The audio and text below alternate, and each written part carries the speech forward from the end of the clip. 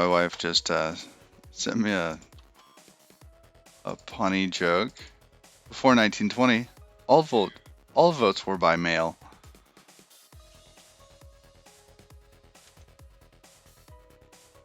All right.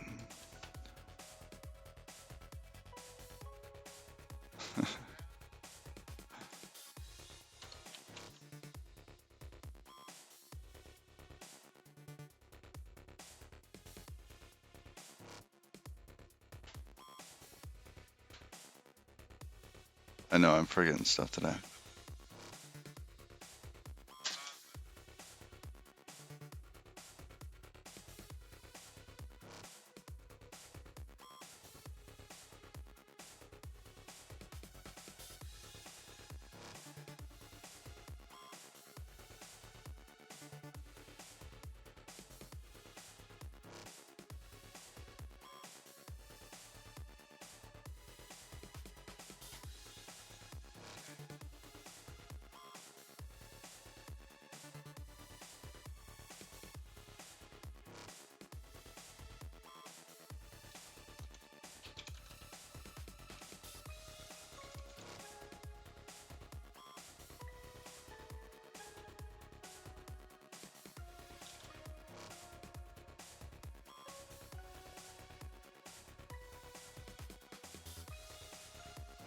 Morning, Xenocron. Nightshade, dude.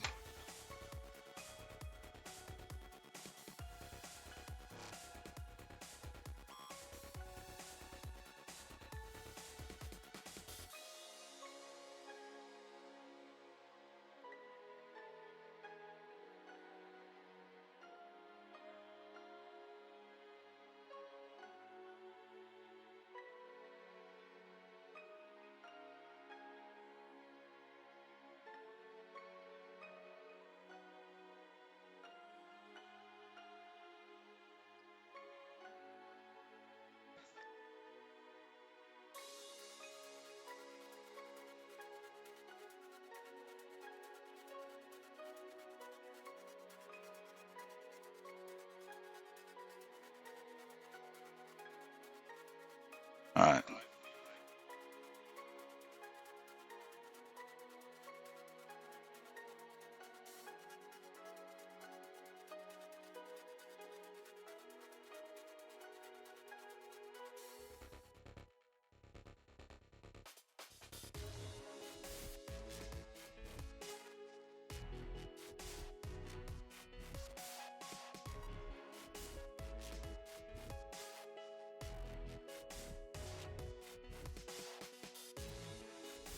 Good morning.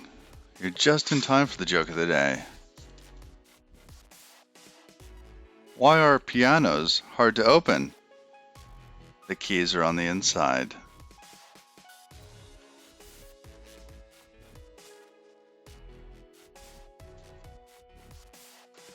Oh, that's a good one. Keys are on the inside. But yes, absolutely.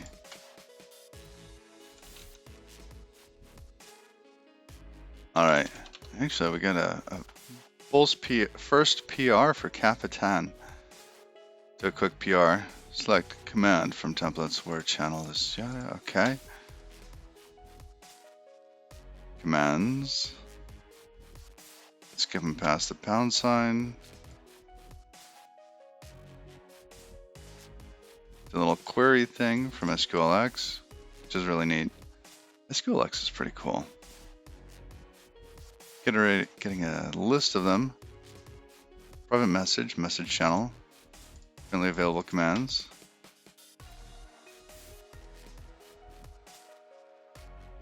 Nice.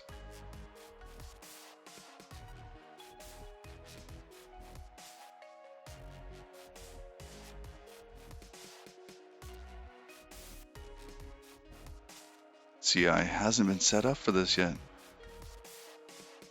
Is this supposed to be in dark mode? No, not again. Oh my goodness. It's a new CSS thing I've been playing with. No, it's not. Oh, I apologize, people. So sorry. Files changed. We'll look again. Unviewed. Okay. So yeah, Zenocron sent a PR. Alright, Togglebit, you take care. Thank you again for the raid.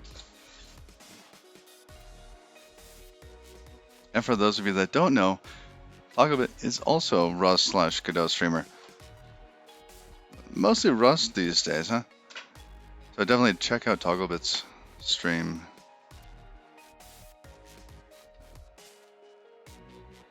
Alright, well, let's see if we can actually pull this down. Alright, we already reviewed the changes. We said, yeah, they're fine. Just gonna merge them.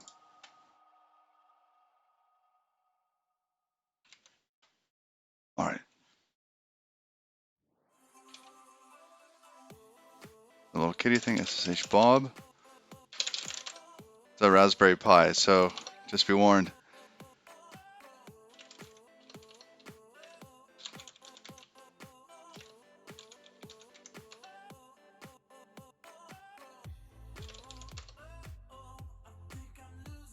Oh, this is still 145. Hopefully, I didn't see anything that was specific to that. How many birds does it take to change a light bulb? Ideally 3 with 2 cats.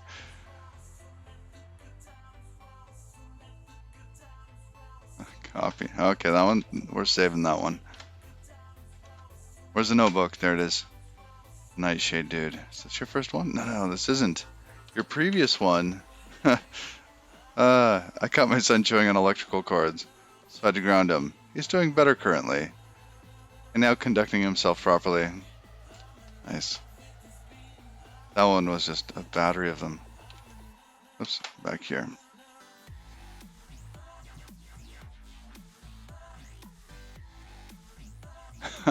Two kids, it's allowed.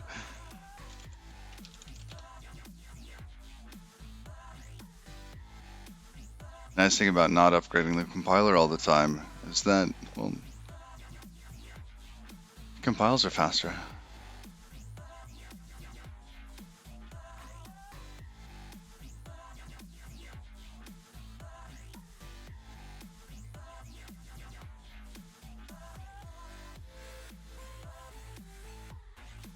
Alright, come on, you can do it. This thing's a little beast. It's a Raspberry Pi 4B. It's got the 8 gigs of RAM. Which does help with compiling.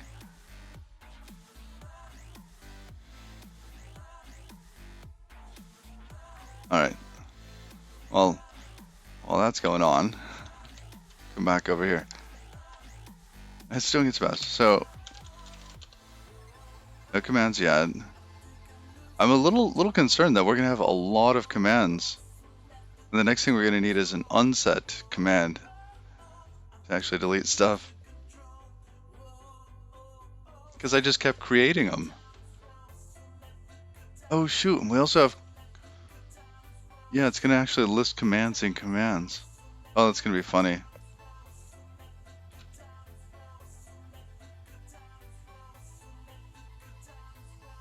Alright,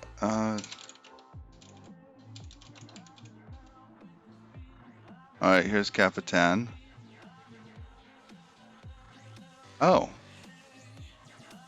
That's funny. It's on my other screen over there. Okay. Control C out of that. If I go run.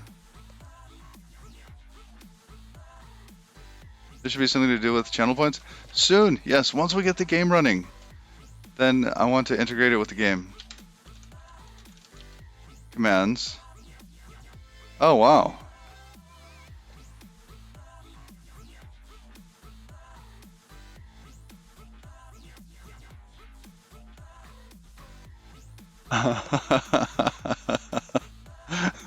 Alright, so the next thing we're doing is adding a way to unset these things.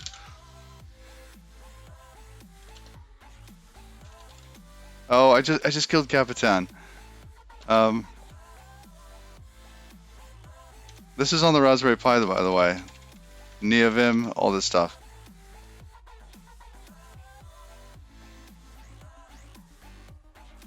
Oh, we do have an unset already. Man, it's been way too long. Okay. Give it a run again. Capitan's back.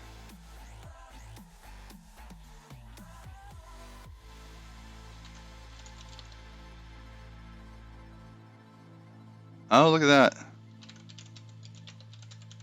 Unset voice.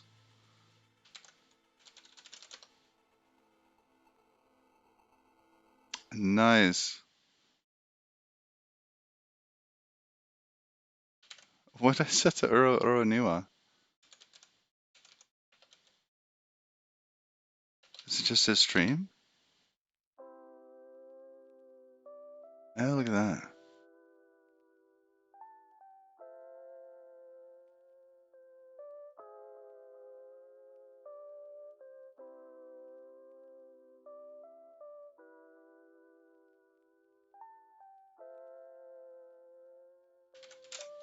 Let's clean this up real quick. CSC commands. Unset commands. There we go. What else we want? Boo.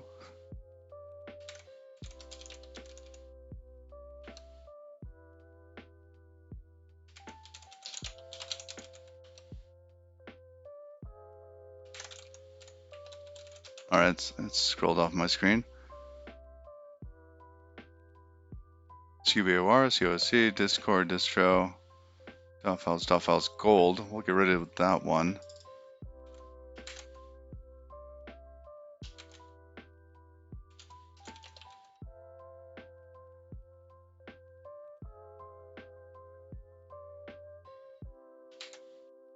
Oh, that's right. We also have template support.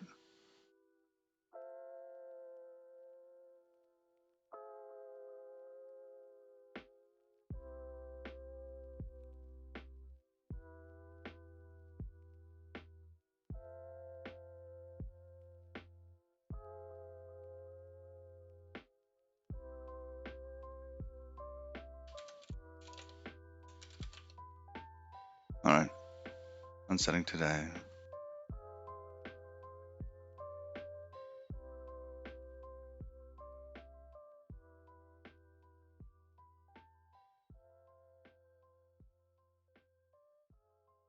Good old Captain has been around for a while. Just sitting there drinking his tea.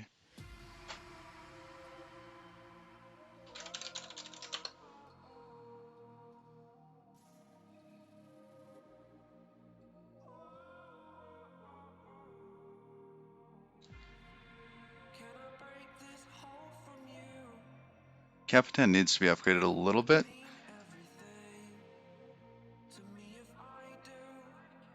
Yeah, and that's Capitan's uptime. So when Twitch drops him and he restarts, that's how long we know he's been up. It's not the stream uptime. I didn't know that was like a regular stream thing. Alright.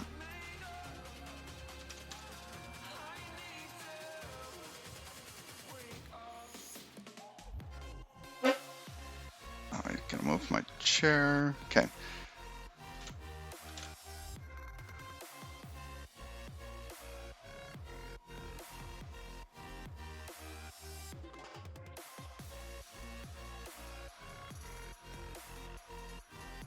So today we're gonna get back into it. I think with our current setup where we have just a ton of stuff going on.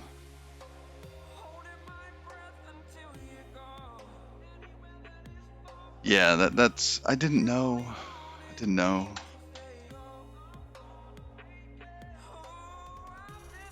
mean,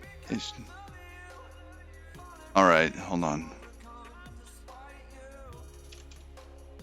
Well, that's the time. Yeah, it's 5:44 in the AM. Ugh. But it's worth it. All right, we're gonna go back to Capitan here. All right. I don't know why I even like put information in this stream like what we're gonna be doing today. Because look, this is like completely off, very sideways. Oh no, it was Bob. Yeah, I give my machines around here just like silly. Pacific Standard Time.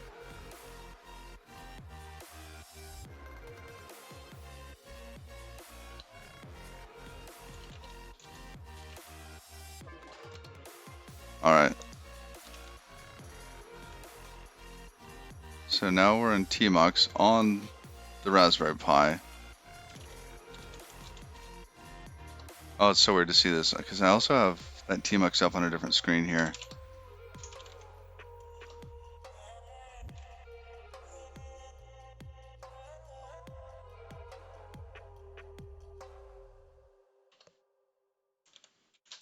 All right, what do we actually want to call this?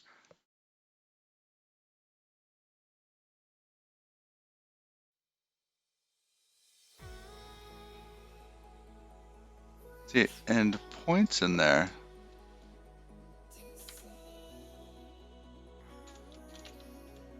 What is points currently doing? I think it was my attempt to implement points, which currently don't work. I haven't done that.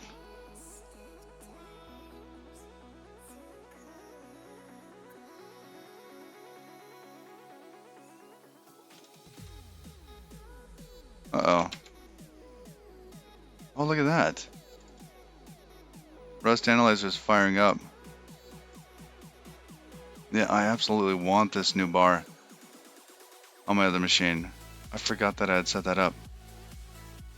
That is so nice.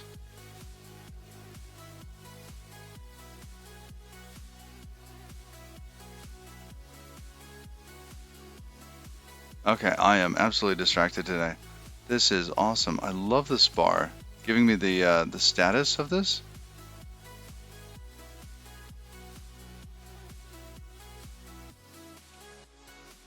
Hey, wait, why? Oh, because points is actually coming into here, and I have 4 shiny pebbles.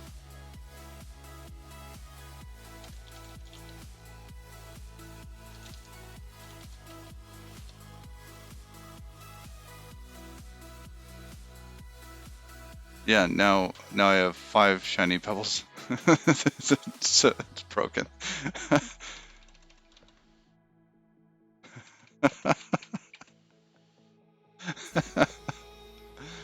uh,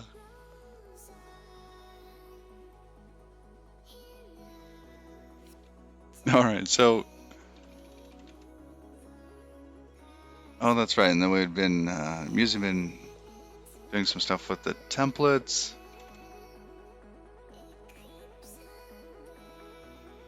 Completely ignored. Wow.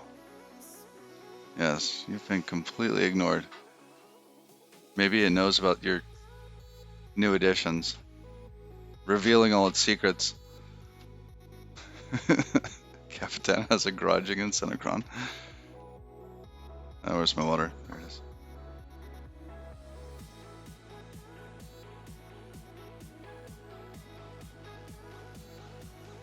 All right.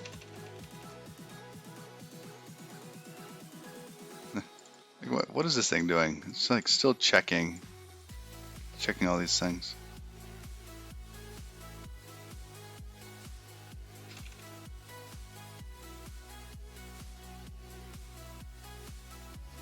That's amazing.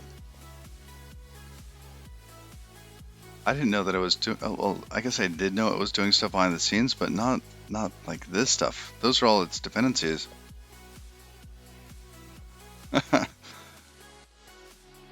All right. So let's see. Why is it ignoring Xenochrome? So we have do template. Oh, let's go back to main.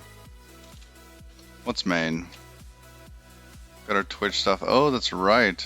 I have to be careful of secrets.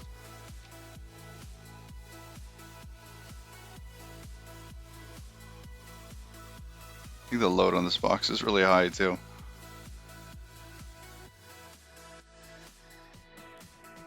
I like that bar, the status bar, much more. The constant little spinny thing I could do without though. But just knowing the status of Rust Analyzer, just great. I like that a lot. Oh yeah.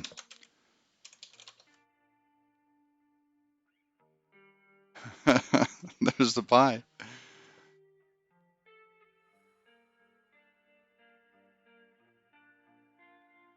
It's cooking, but it's got memory, so it's okay. It'll just do its thing. It's fine.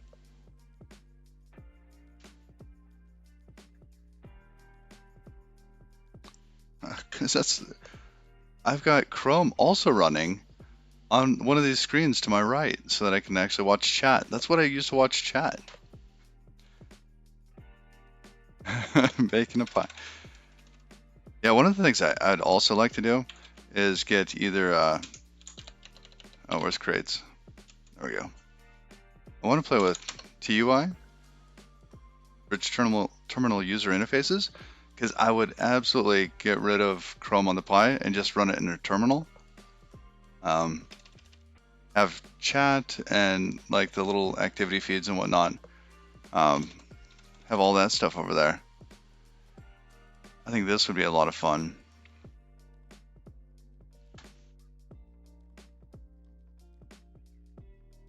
So someday, I think after Musing's done with the update, I'm probably gonna go with something like this. Get chat in there, get like notices and whatnot. So expect that. Not there though. Not there yet. All right. So what happens in main? We end up calling this. Actually, where's the list of file? How do I know which file I'm in? Oh, there it is. On the other one, it's like, oops. Uh-oh. I resized that. It's over there on the left.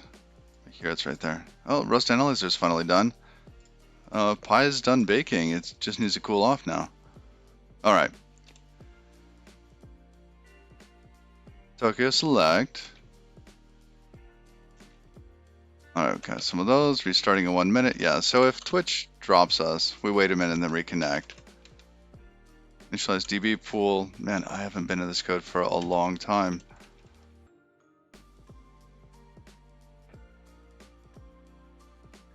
Runner.run.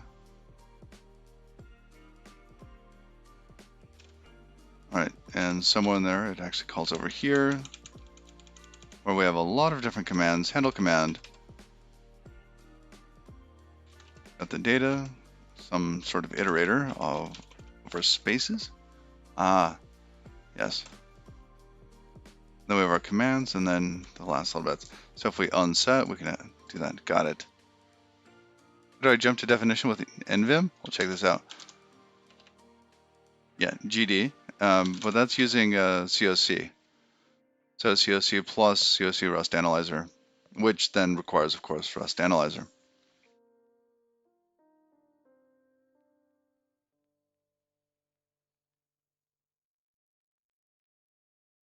So in this case, yeah, we can do this just if on the broadcaster, fine. It's a little laggy when I hit certain characters. The thing is still cooking. All right, so there's unset. Here's set. Give. Ah, look at this. That's right. We can only give points to me.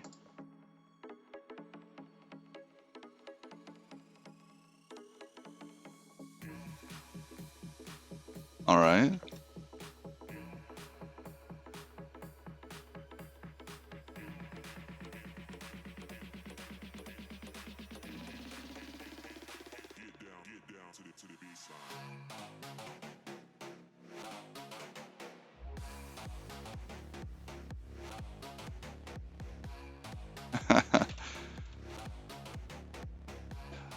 Weren't they also parsing and doing all that stuff? I'm not going to go like nearly as deep as what they're doing. I'm going to use that like many hours that the Musings put in. I'm going to use his crate. Yeah, we've been. Because I just want some little assistant, and Capitan is kind of there. I also want some sort of like on-screen thing, so OBS can grab it, and I'm probably also going to do Museum plus Museum's Twitch chat plus Godot, because I want to try that sort of integration. So,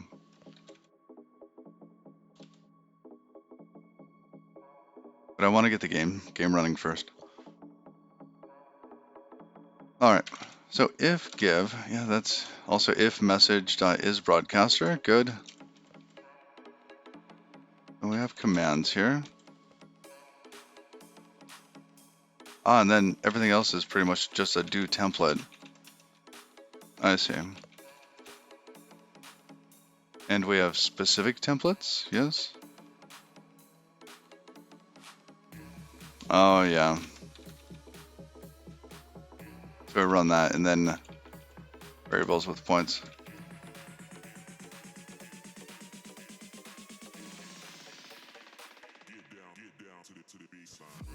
That's right, then we save the... We're treating those as templates. Got it.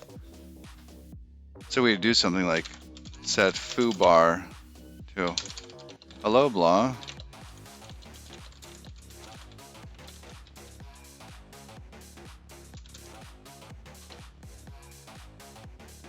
We do it like that.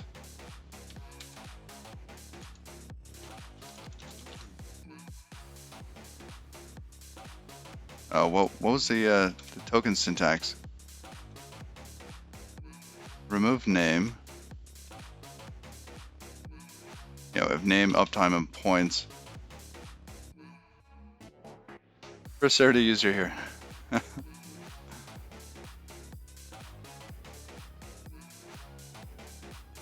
Nice.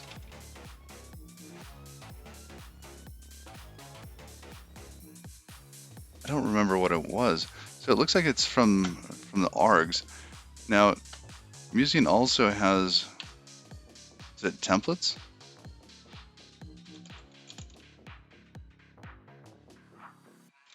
Oh, what's it called?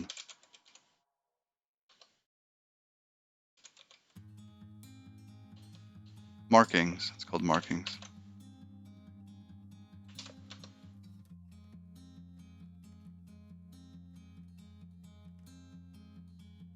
Oh, I need the $sign. Okay.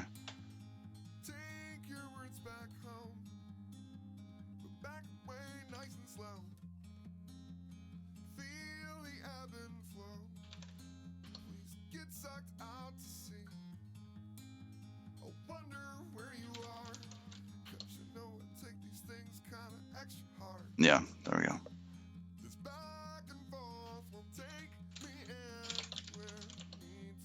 Okay, just unsetting that. Sorry, playing around in chat there. That makes sense now. It's kind of coming back. So one of the problems that we were having before has to do with this user ID. Okay. Capitan needs to pay attention, and it has to watch people kind of come and go, because we need to know the association between the names and their IDs. So somebody actually has to say something in chat before we can identify them. If we come back here to 0, this is what Capitan sees, right? And it'll see people joining, people leaving, etc. Let's see.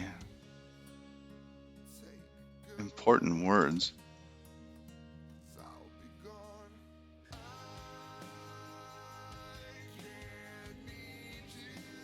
I have no idea what. Are you sending Capitan messages, Verduta? What is it? First time. Oh, important words. Oh, I see. No, I missed those chats. Okay, yeah, it's up there. Good morning. Sulman Prane, good morning. So we see all these, right? And you get like the display name, emotes, flags, ID, etc., right? And in this case, we get this ID here, have a room ID, and then user ID here, for example, right? But I don't think that Capitan gets the user ID for everybody in the room when they join and leave. Early stream, it kind of feels that way, doesn't it? So I'm going to actually shut down Capitan. And we're gonna run Capitan again. So I wanted to see, yeah. So Capitan sees that all of these people are in the room, but doesn't know who they are. It doesn't know their user IDs.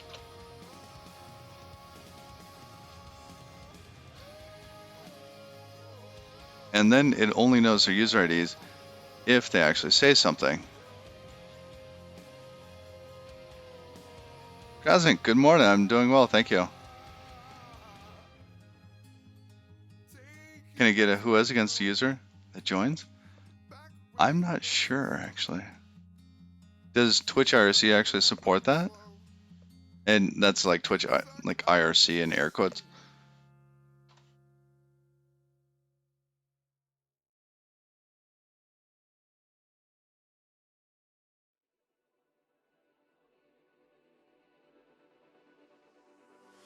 Yeah, I don't have that. But that's a great question.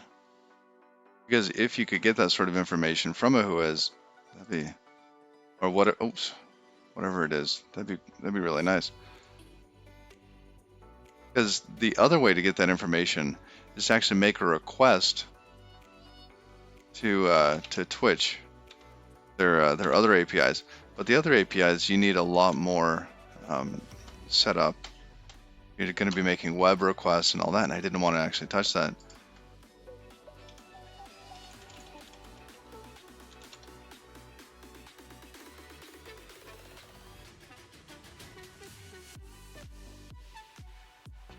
Twitch IRC commands.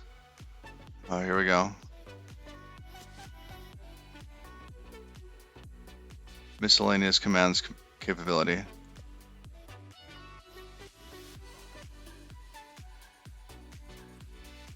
Okay, this isn't actually all that helpful.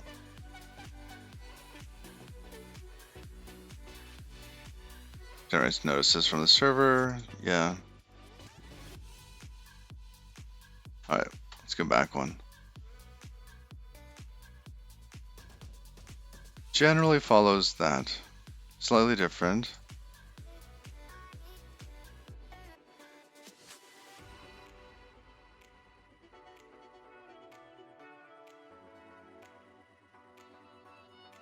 Yep, they're talking about their auth stuff here, reconnecting, etc. Commands and message limits, fine. Generic IRC commands.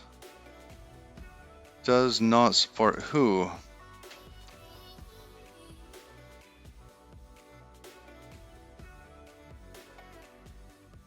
Oh, I see. Godot fan, thank you. You beat me to it.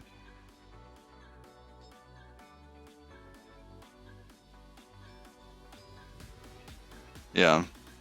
Well, even if you did it just for the ones that you needed to know about, like if I said, hey, give Naka91 a point, it can actually go and do the who then.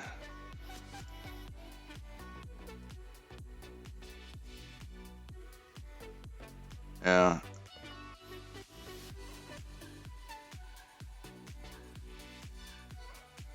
/me mod mods.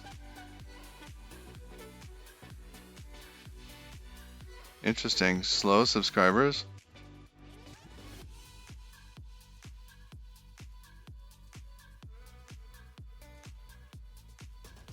I see. So this basically just controls the mode. Yeah.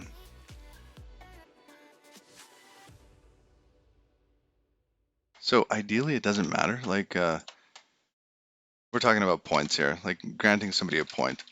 We could just watch, and when somebody says something, this is a 2015 MacBook Pro. I'll keep talking about upgrading to a BSD box with one of those new Ryzen cores.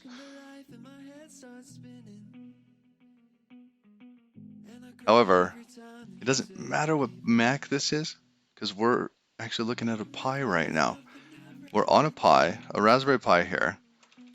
It's running Rust Analyzer, NeoVim, all this stuff. Shroud had 500,000 viewers. Oh, wow.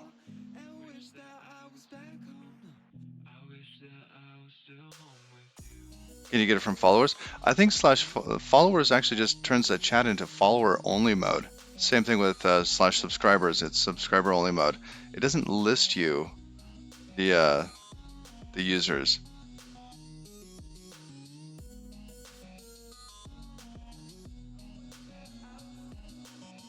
Yeah. Okay. Servals. Membership.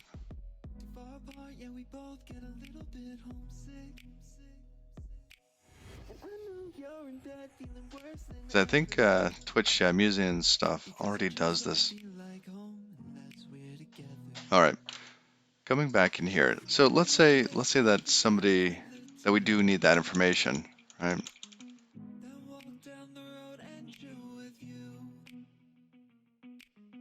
That means that we would need to know. And it starts for the hello command. Oh, that's right. We were in here to fix up uptime. My goodness. You guys got me distracted. Bot uptime.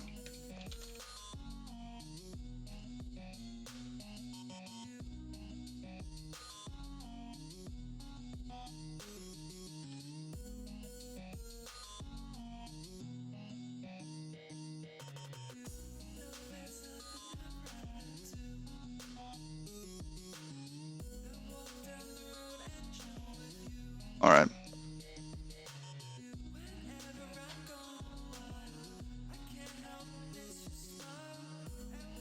Yeah, but then in order to actually make that request, you have to have all sorts of authentication headers, and it's just kind of a pain to set up.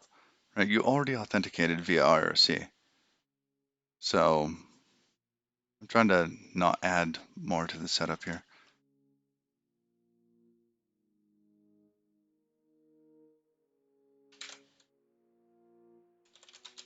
So currently, if we do uptime,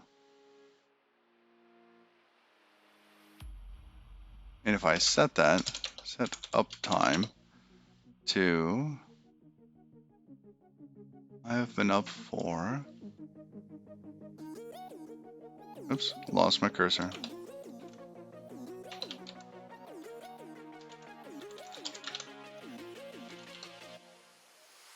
So if I change it to that, I've been up for bot uptime, then we recompile this. Because we're not going to do points this morning. I just can't do points this morning.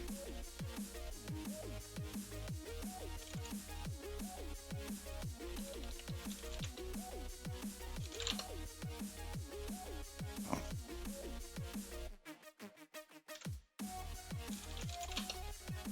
The Raspberry Pi is actually a pretty decent little box.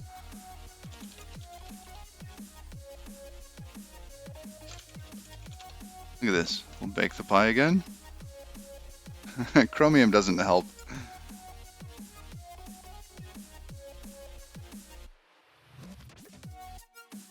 I was actually able to get a test stream going the other day where I had OBS running on the Raspberry Pi, and it was able to transcode and send to Twitch. And I'd absolutely do that if this is the 4B Plus. Because it has a hardware encoder in it. So if you get the packages compiled just the right way, you can access the hardware encoder, but it does mean that you're stuck using the hardware encoder settings. However, if it's the difference between being able to do anything else on the Pi while streaming and that, then of course you choose the hardware encoder settings.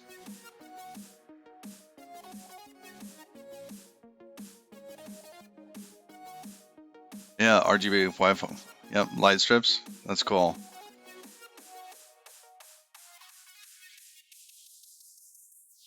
Yeah, I think that'd be pretty cool. Okay, actually that built. Okay. Foreground. Okay, I'm gonna close some of these. Kill that, close there. Capitan. Come to us, buddy. Uptime should be, I've been on for 6 seconds. No, I didn't get it right. It should be bot uptime. All right, one more. Uptime.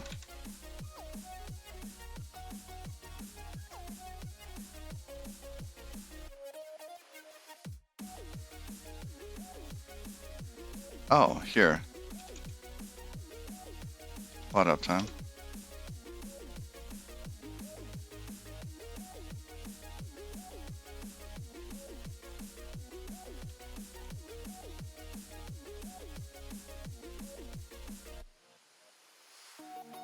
Oh, that's right. Because the templates actually comes from some other place.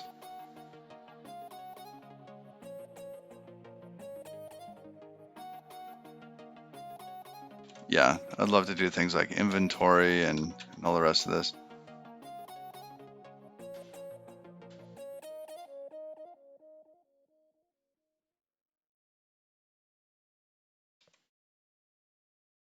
All right, some of these though can go away. Challenge deep.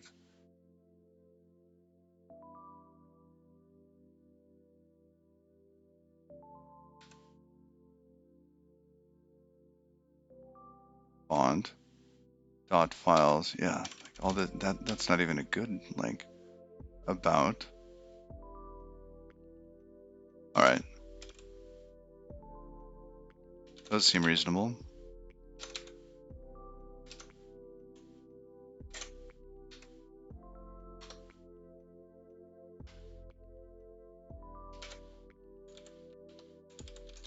Uptime should be gone now. Oh, come on. Oh, we didn't unset it.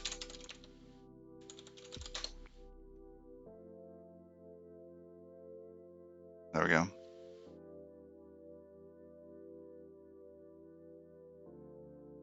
Actually, let's also get rid of that bot uptime thing in there.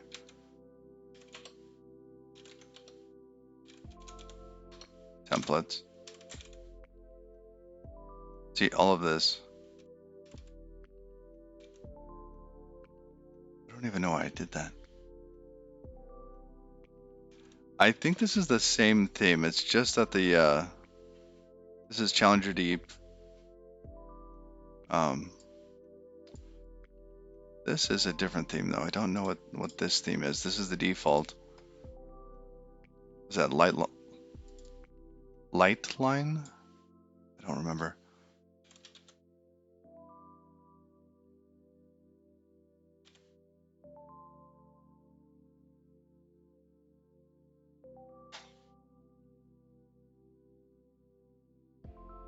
Is that not there? Bot uptime? Uh-oh. Killed it.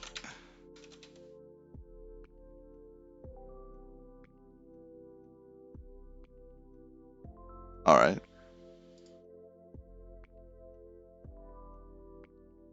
So we'll set that instead.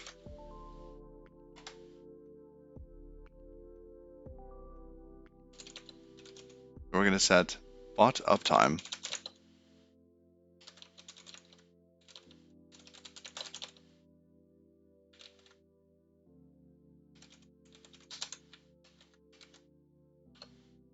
Why isn't the background purple? I don't know.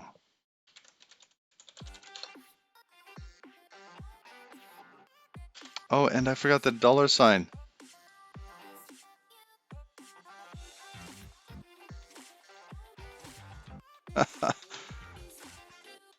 You'd think I'd know this by now.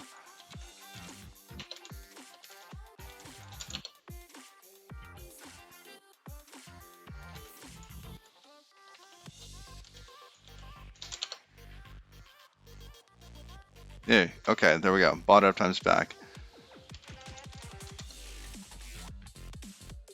Commands. Good. Well, thank you, Xanagron, for that. Thank you very much. See, I don't even think we're using these templates the same way. Like, does inventory even work?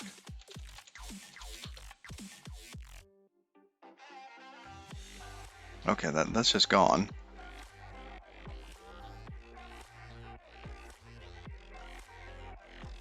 Yeah, no, it's set to something else.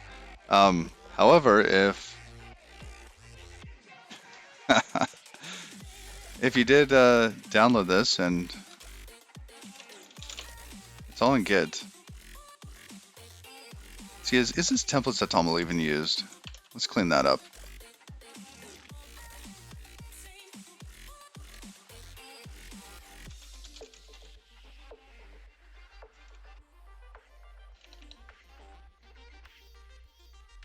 See, we're getting the templates out of that. Do we even have anything that can parse it? No, we don't.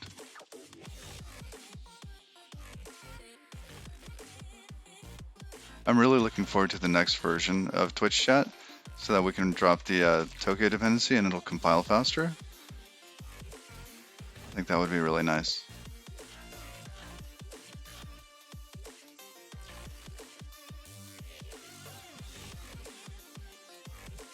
Then maybe Futures Light. I don't think we're doing anything really of substance in there for Futures. The Twitch chat handles the whole thing.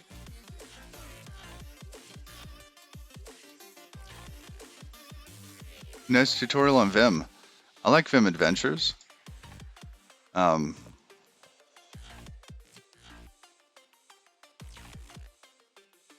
I think Vim even has a tutorial. Vim Tutor? Yep, Vim Tutor's good too.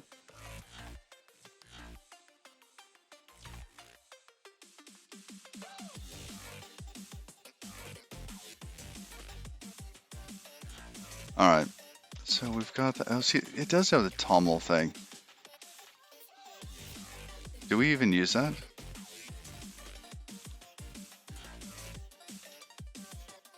Alright. Let's give it a check. I thought we dropped everything that needed that. Good. Okay, TOML's gone. Because TOML's gone, cargo everything, and source. Actually, templates needs to go away. Add those for now.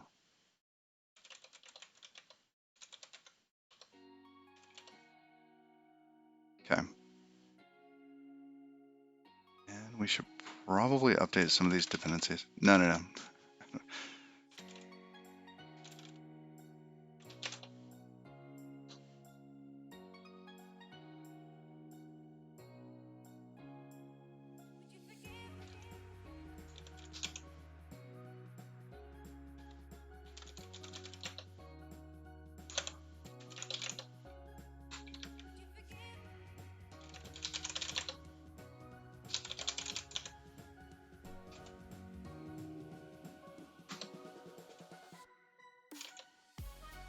All right.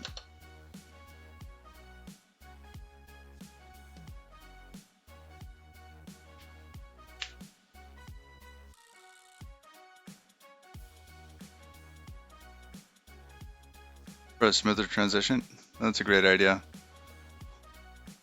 All right. So we've just spent. You know what?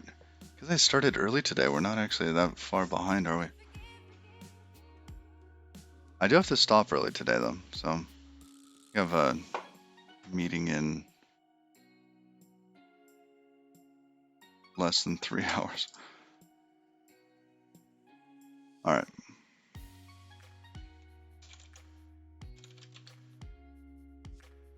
Should be fine. We changed the dependencies. Gonna do one more thing though. Is this like actual uptime? Has the box been on for that long? I don't remember.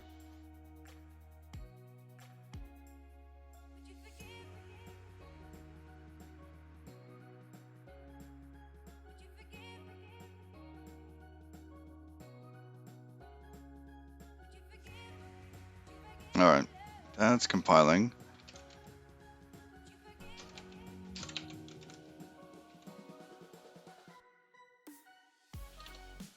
Yeah, eventually we're going to come back to this, and we'll be grabbing the user ID bits out.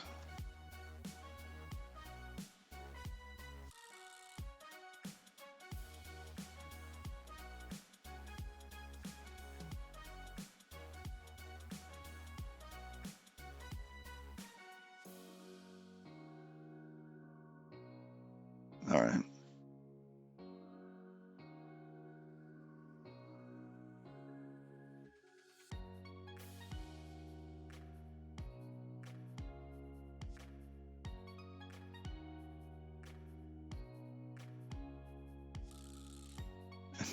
Now the sketchy part.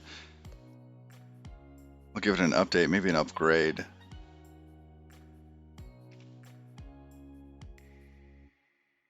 It's been a while since I've done this on the Pi. Oh, you know, let's come back over here while it's doing that.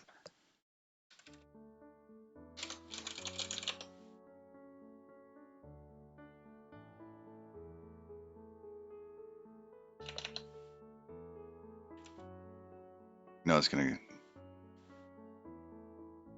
I want the config off this box. Do I have bat? Oh, no bat. That's right, it did not compile on this machine. Some dependency that was not ARM compatible.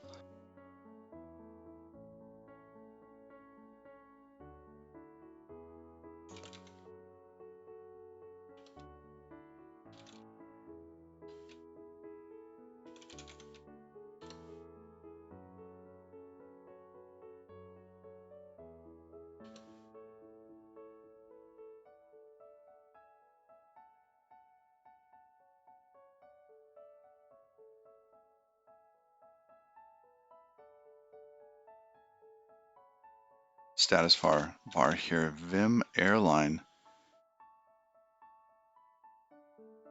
I am not using Omazish. At least I don't think I am.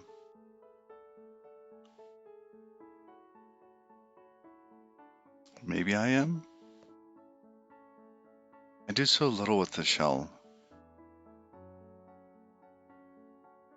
Vim awesome.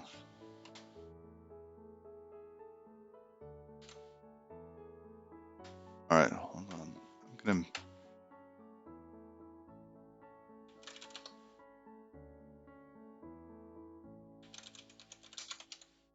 Alright, so what are the different tutorials? We've got Vim awesome,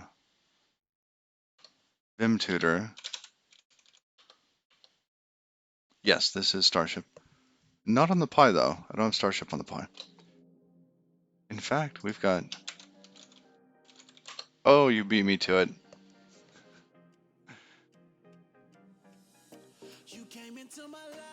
What was the other one?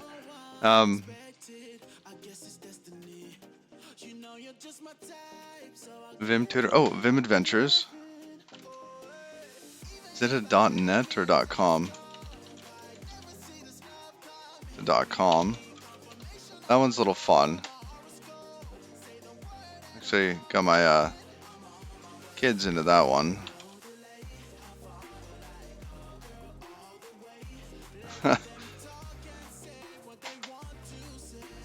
Alright. So yeah, this goes through everything, and it's like gamified. I had my 10-year-old do the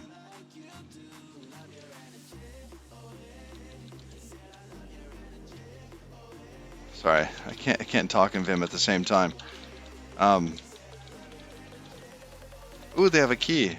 We can talk. Oh look, now we can get B and E and all that. All right, very cool. No, not that way yet. We need the key.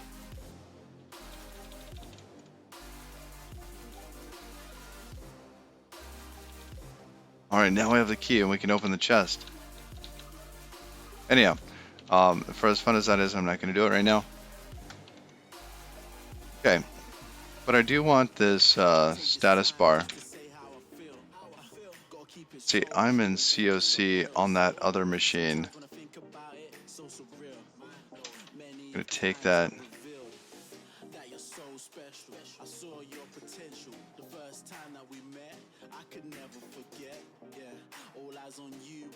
Okay.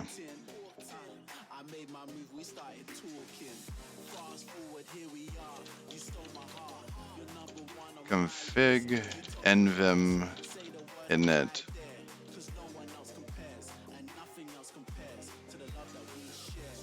See, I've been using Lightline, and it's been nice.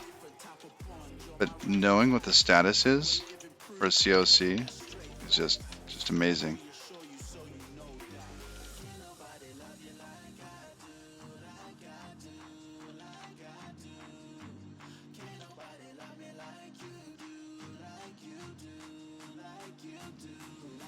COC status to that? Oh, maybe.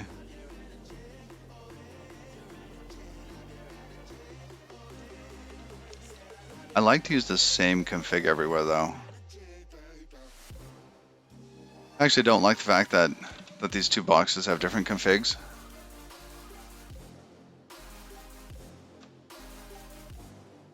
Now let me take a look. That's the first time you saw your game. Ah, that's not the game. Yeah, no, it's okay. That's absolutely not the game. However, that is a nice little thing for learning learning Vim. Okay.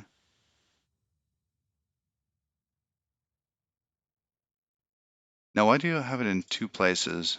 Component function, COC status here, and then this here.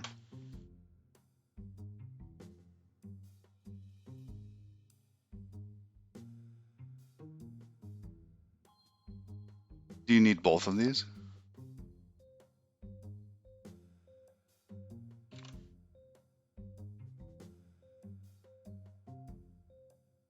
Active as a bar config? All right.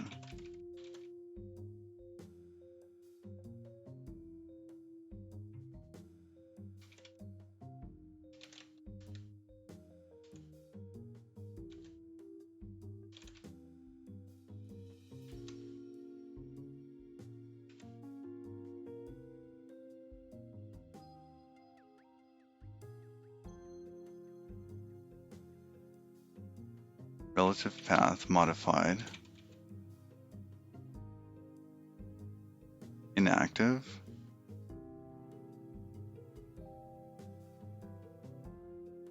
I looked at this like forever ago, and I remember like next to nothing about it.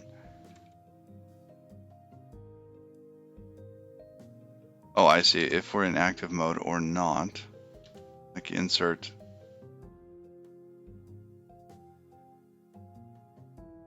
No, it's not. That's not it.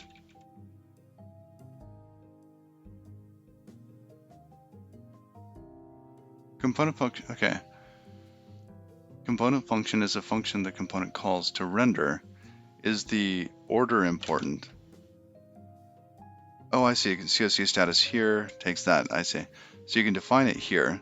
Well, say you want to use it here, and then you define it over there. Here's your mapping. Got it. And what's the difference between active and inactive? Like what is this?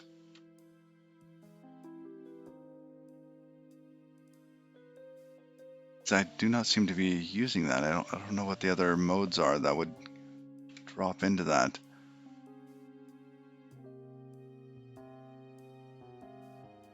And what are your separators? Let's take a look.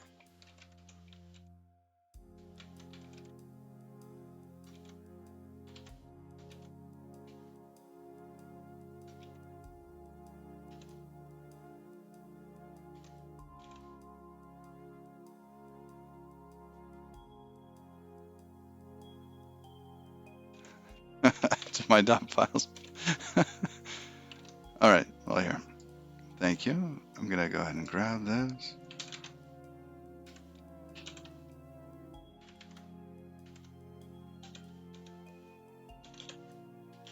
Oh.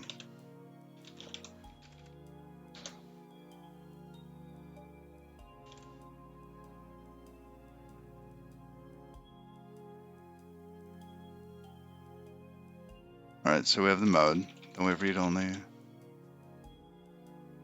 normal, relative path, and whether or not it's modified.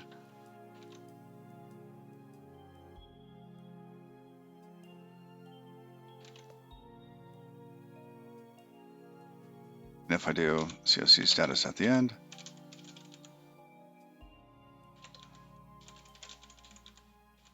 only want get branch before that.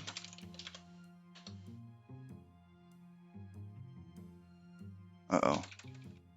Just killed it. No.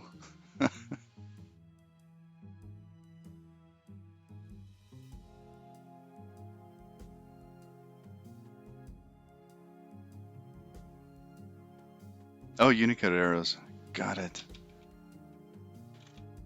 Huh.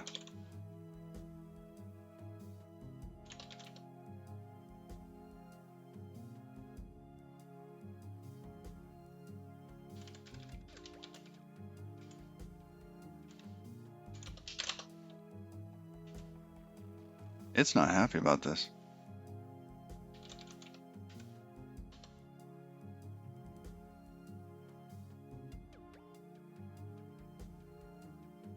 Interesting. Okay, so it didn't like reloading that for whatever reason.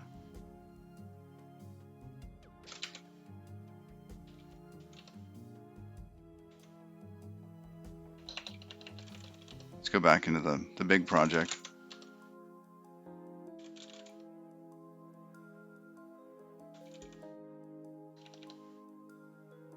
Oh, there it goes.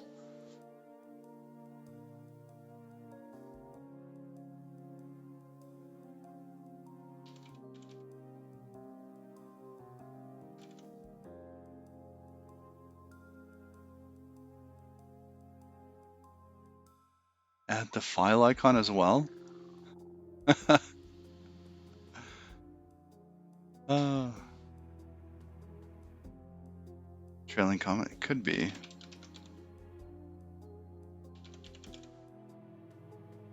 Yeah, how specific is it?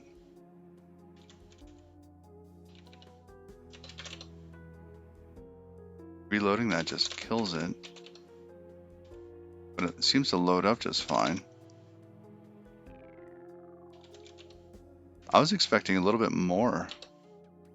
So in here, let's go into, let's say, messages lib.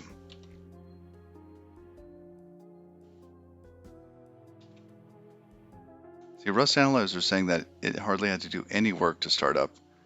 I don't believe it. Well, maybe it is done. Wow.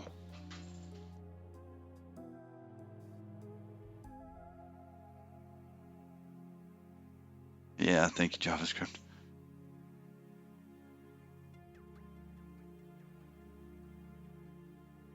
I was in a meeting once with Douglas Crockford. I came away from the meeting thinking, he's got really nice fingernails. Like serious, like manicure, like top notch.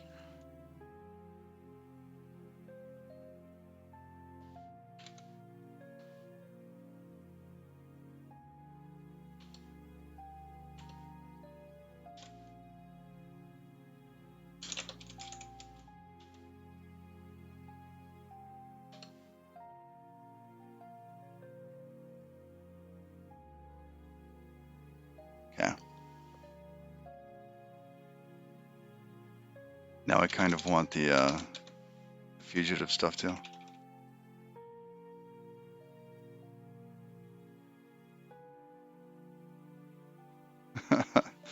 Yeah, this error is love.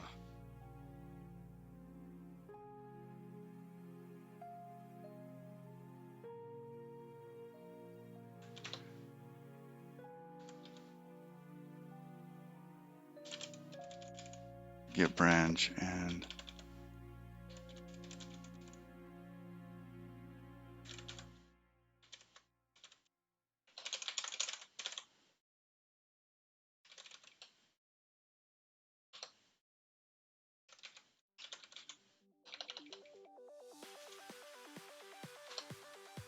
Hey, look, then we have master. All right.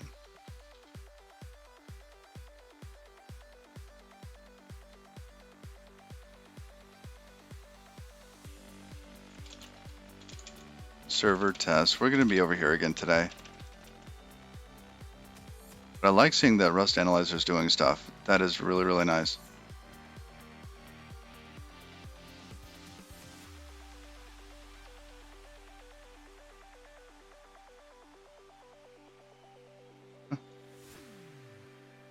All right. So now, okay. You know, Mike would be proud of us. We've like done serious like 2 or 3, maybe 4 like Oro Niwas here. Mike, this morning was dedicated to you.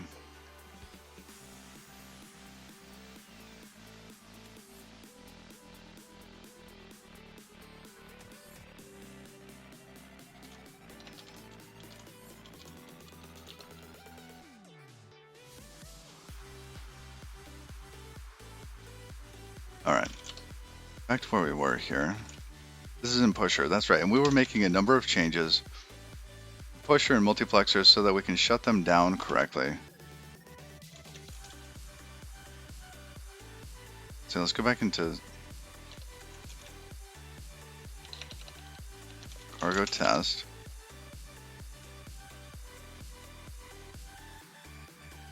Oh, I see. We were in the middle of changing packeteer. Which project is this? Looks kind of like packeteer. This is ID, I think.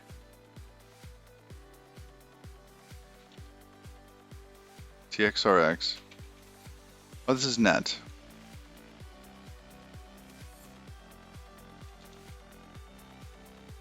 Here's packeteer. All right, nets in 2, packeteers in 3. I don't know's on third base. And okay, who knows what's in 5?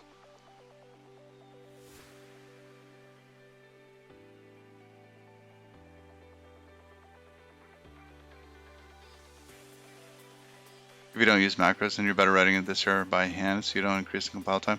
Yeah, I recently come to that realization. The whole small SMOL thing, right, where compile time's a feature, and having fewer dependencies and not using things that have huge dependency trees is really, really nice.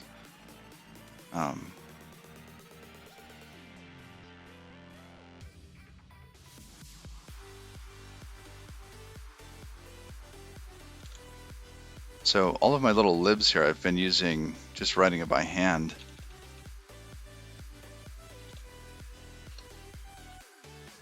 That's right, we were in the middle of this, weren't we?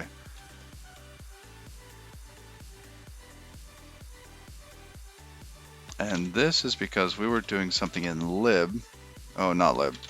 We were doing something in, I guess it was packeteer, wasn't it? Or we now have take client now, forget client now. And I think we were just going to have a forget client. So take client now, forget client now. And well, there was then the non-now variants of that we wanted to attempt.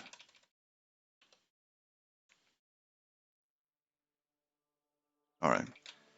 So there's forget client now. Client will be removed after it has received all its outgoing streams. That should be duped. And toss that down there. Forget client.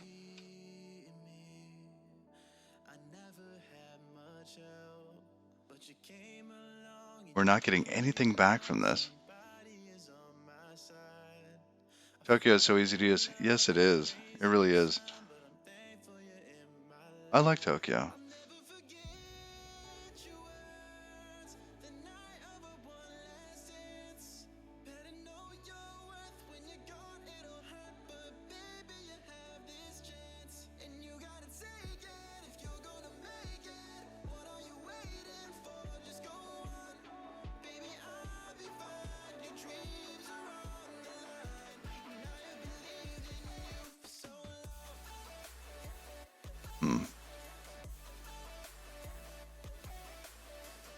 So at this point, we just say wake up and forget it.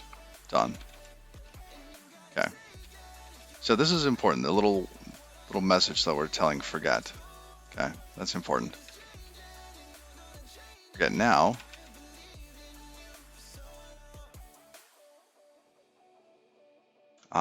Okay. Forget now.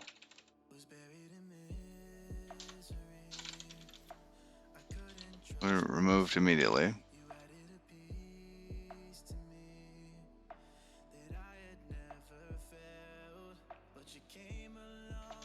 Okay, that's for eject mode. Now for this mode, we're actually going to close the channel instead. Client info, client sender dot close. This should be its async channel thing. Let's see, what is it?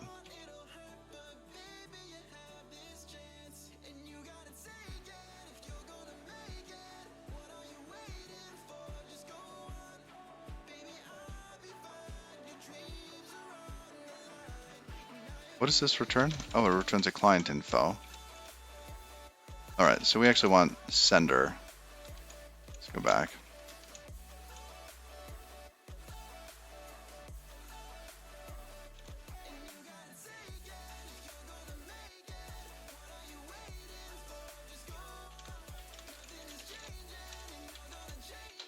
npmc channel so that it will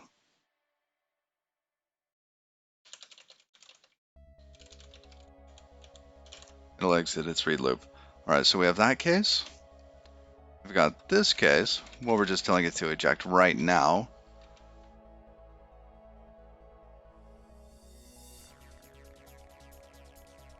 And then we have the take case, take now, where we return the W here. This is very similar to the previous one. Now, the challenging piece is how do we do the take eventually one? I don't know if we can actually support that. So we're going to ignore that case for now. Basically, eject mode has two versions. And, excuse me, forget has two versions. Take has one. All right, so with that in mind, forget has two, take has one. Up here, there's a loop somewhere. All right, so in this task, this spawned task here, we've got a race, right? Futures Light has this race function, which is kind of like a Tokyo select if you're using Tokyo. But it's two things, they have to have the same return value, etc. So we're using either to have the same return value. It's an either object. And then we just look at the return, which version we got back from that. Now, on the right side over here, the awaken will end up returning one of those versions, right? Because we passed it this value, it just returns it back to us from the awaken call. We were saying, hey, you wake up with this value. Well, that value comes back out here. All right, with either right. So we get the forget here, we get the take here. If we forget it, we do nothing, right? It's really easy. Now, if we take it, we then get the pusher back with the client out of the pusher and send it over this ejection channel thing. Right? Not going into the ejection stuff right now. Just imagine that as an npmc channel that feeds into a hash map that something gets pulled out of. Okay. Now, over here, the left side isn't handled yet. And you can see that we're handling, like, there's a case where, see, what are the possible cases? We could get an error. And this could result in some sort of IO error. What do we do if there's an IO error?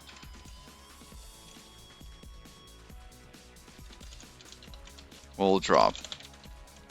Let's see. On And currently we only support the forget mode, don't we?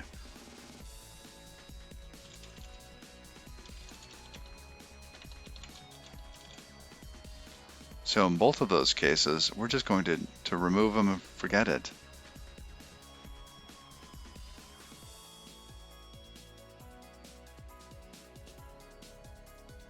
Now this channel's right remove client, yeah, because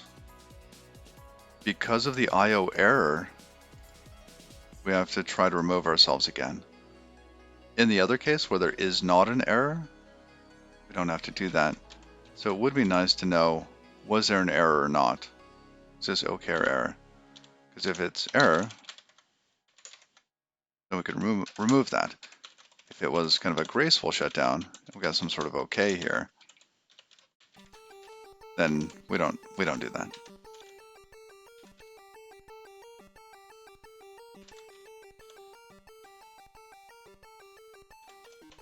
Oh, formatter, fix it for me.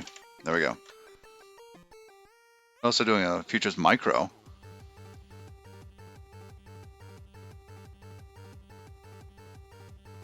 Oh wow, what are they going to put in there? I mean, it's already really small.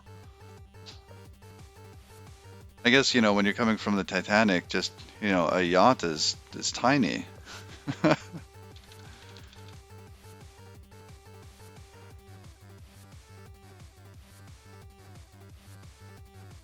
Why the futures are boxed? Oh. It simplified the types a lot. So, or was it? Yeah, because you're talking about up here, right?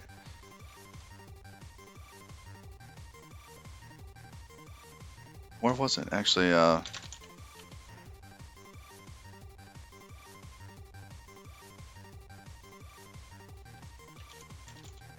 channel, add, create channel. No. It's client, add, client. Talking this here, right? Or we take client.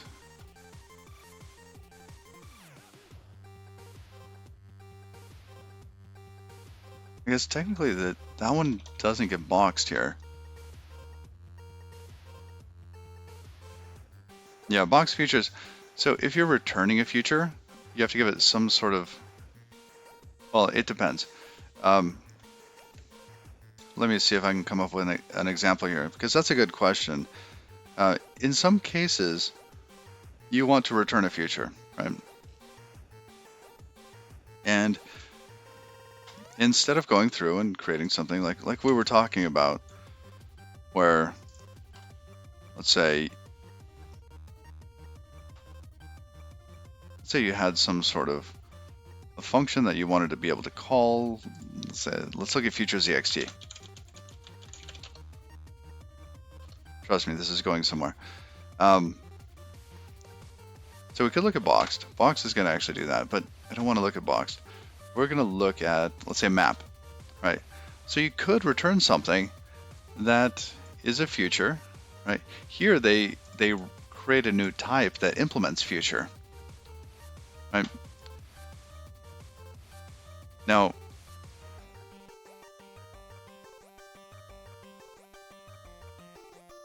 in this case, so I think a lot of people just don't want to go through the hassle of creating a new type, having to implement this stuff, passing a lot of state to it, right? So instead, they can just box a future.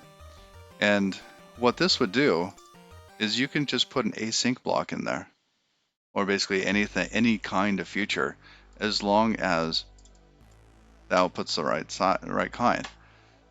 Right? It simplifies things quite a bit in terms of type Tetris and whatnot. So you'll see that we will end up boxing things occasionally,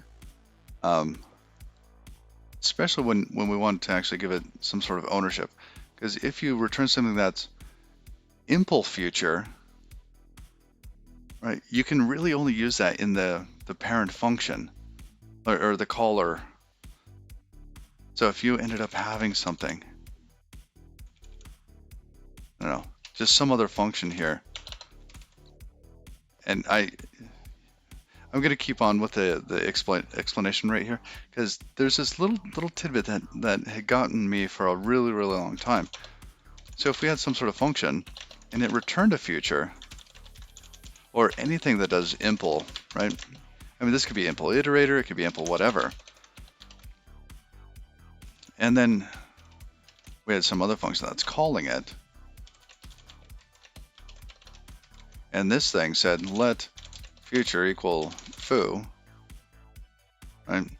And then you wanted to give foo to something else. So let's create a baz. Foo bar baz, there we go. And what is this type here?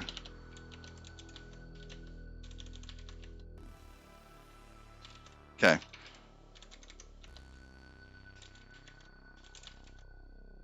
This little thing tricked me up for a long time, because I want to be able to pass whatever I got back into the next one. And this simple future thing was keeping me from being able to do it. Now, there might be a way to do this that I just don't know. And maybe here, because the type is known, we could say, oh, it's anything that impls future, right? And I just didn't see that before. So maybe that works. I haven't tried that. But generally, I tend not to return things that are like impl trait. Usually, most of the time, whatever I'm doing has concrete types that I'm returning, or will be concrete types, like they have generics and whatever.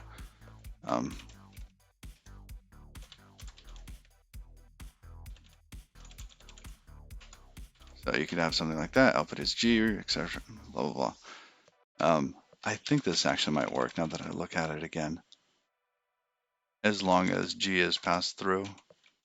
I think when I tried this in the past, I tried to determine G from inside of the function, like inside of foo, and that was just a mess. And you can't do that. The callers determine the generics. All right, back to where we were.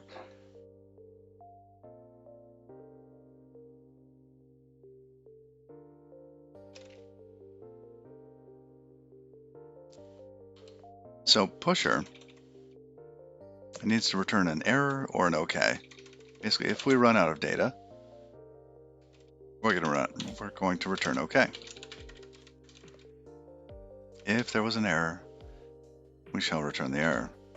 Now in this case, we could say, this is an IO error and construct something complicated, but we just throw away the result, so I'm not going to bother.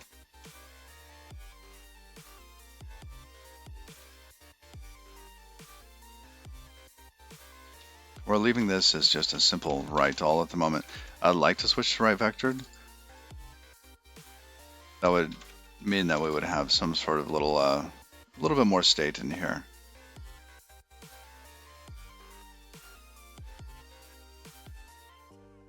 I don't want to do that right now. This will work. This will actually get the server running. All right, back to packeteer. Search for spawn. There we go. I think we've gotten the cases correct. This one needs to drop it, etc. All right, now we go one over into net. Give it a save. Hopefully it. Oh, we don't actually do that, do we? So we do have take.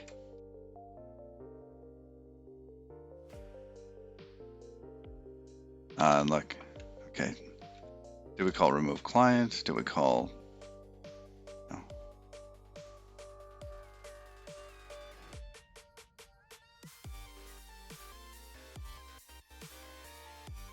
Yeah.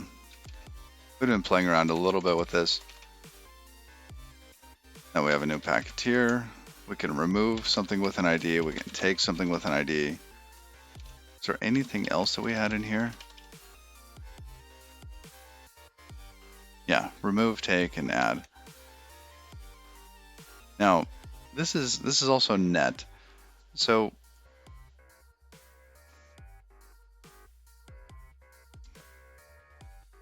Over in the game server, right? Game servers have these net objects, which are wrappers around a packet tier, which is the incoming data. Sorry, oh, I said that wrong. I was thinking multiplexer. Net is a wrapper around multiplexer and a packeteer. Multiplexer is the incoming data, the packeteer is the outgoing data. So TX and RX, transmit and receive.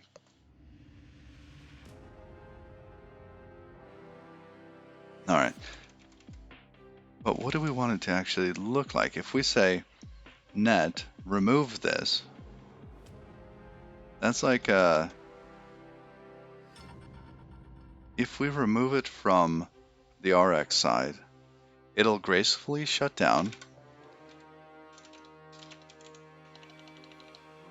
Right, and once the RX side gracefully shuts down, the TX side will go away as well.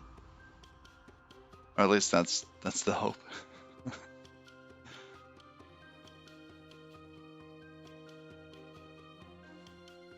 I did want to do a test with that. Alright, I need to answer this question in my head. I'm going to do it down here. Test module, test. Oh wait, who's actually got some tests for this? Does Packeteer have tests already for this? Add tests. Oh, Packeteer. Is it in lib? No. Multiplexer does.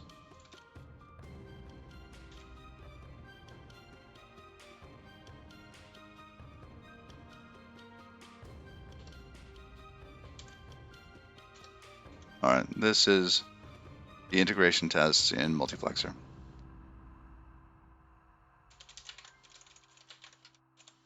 Async channel drop.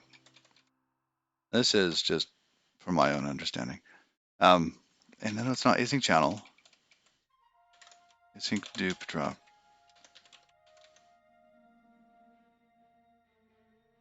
Oh shoot, no, I just answered my question. It's not a channel.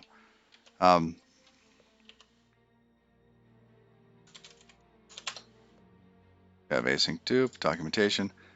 Yeah, it's an arc.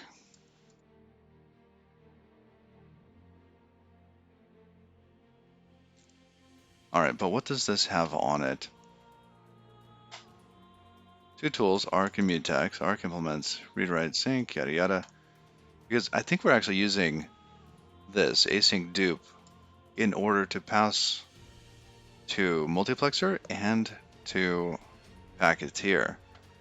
So basically we have this atomically ref counted object, and on one side we're using all the async reader, on the other side we're using all the async writer stuff.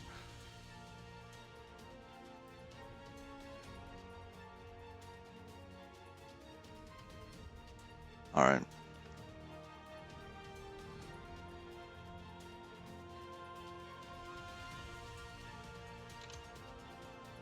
Because it's an arc, there's no point. I was thinking, well, if I drop the writer, does the reader go away? Of course not, right?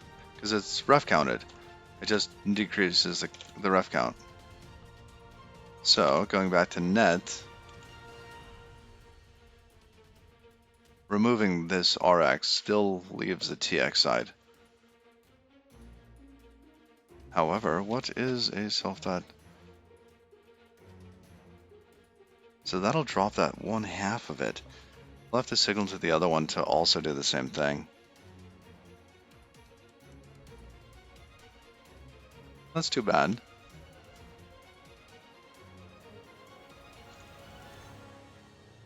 Ever tried TDD in Rust? Yes. Yes, I have.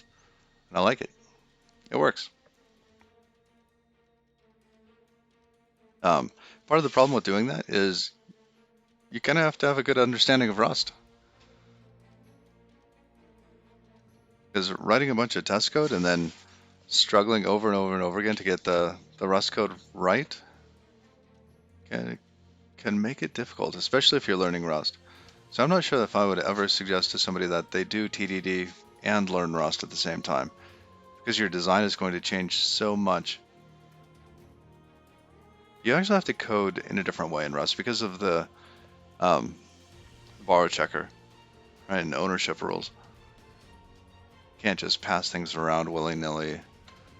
So you have to have like this very strict, set of owners, and well,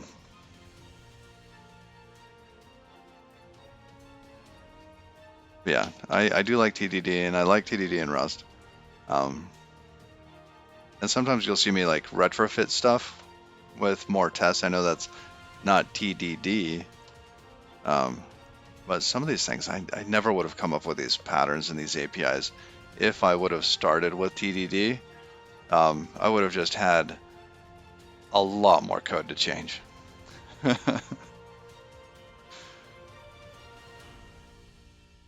I'm guessing like in the next year or so, I'll probably transition more into that as my understanding and kind of, um, I guess the design patterns, like the code patterns are solidified in my mind with Rust.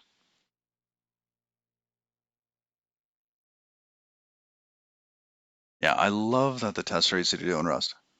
I just also test thing down there, test, got I've got little templates for it. I just hit T tab, I've got test, right, TM, test module.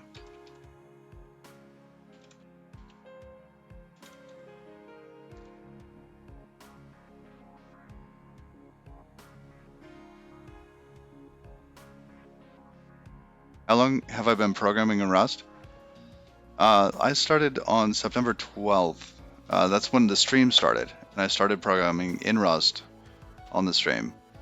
And so September 12th, it'll be a year. I had dabbled in Rust before, so I had seen it and whatever.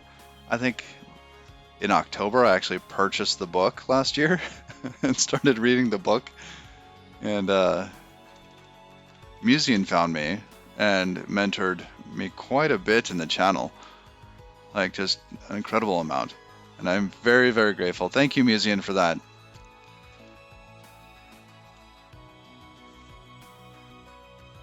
Musean is all sorts of patience.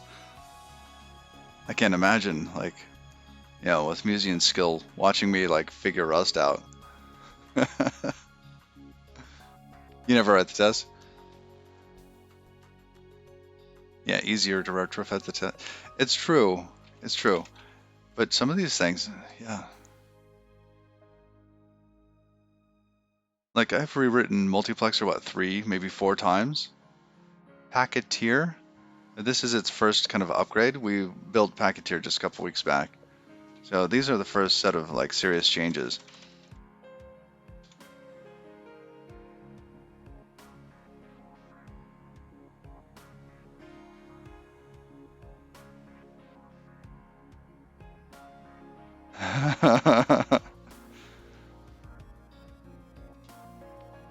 Oh, no command. Oh, absolutely. Here, let's set that up. Set Musean.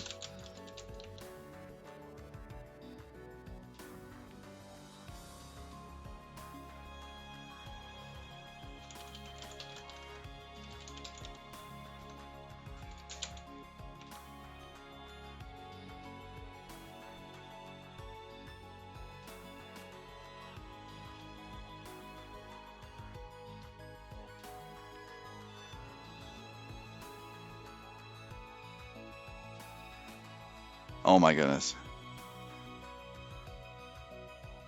Okay, now, because we've got a remove going. What are we going to do here? Because we have to remove it from both, and currently we've only upgraded the client side of this. We didn't actually do the transmit side. We didn't do the receiver side. Yeah, I guess that would be like a soft shutdown in multiplexer. Like once you're done reading from this, does it even make sense in multiplexer? It doesn't, does it? Because multiplexer, you're just gonna have to arc, right? The channel wrapped in an arc, and if we drop it right away, we're not reading anymore. I don't think it makes sense to keep reading from something that's gonna keep giving you data. All right, that answers that.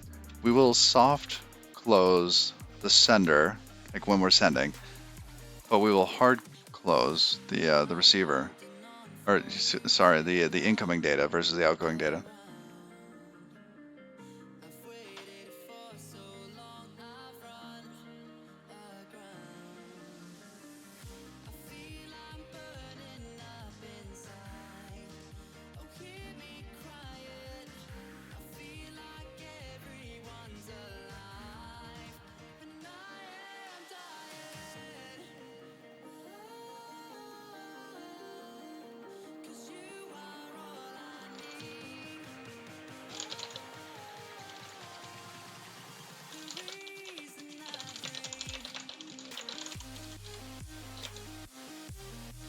All right.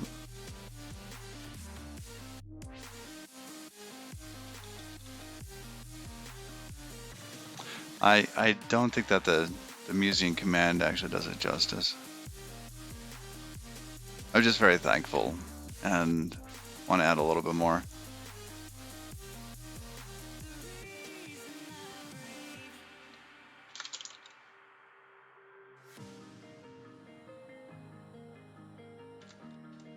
All right, give me a sec.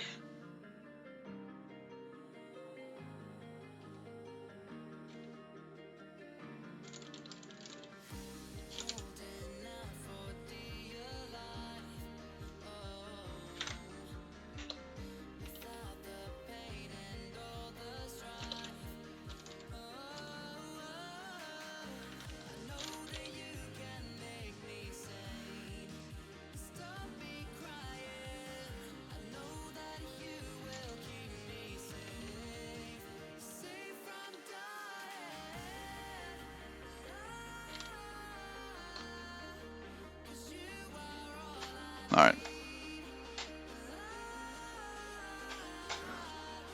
Okay, so the remove here. Self.rx. We're going to do that hard remove. You know what?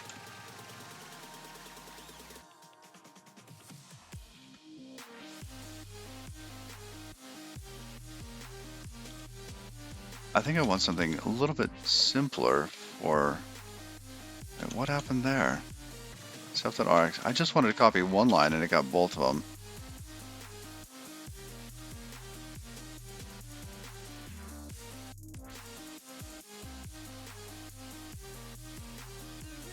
All right, let's try again. So this remove, what are we going to try to do? Force the RX. Close immediately.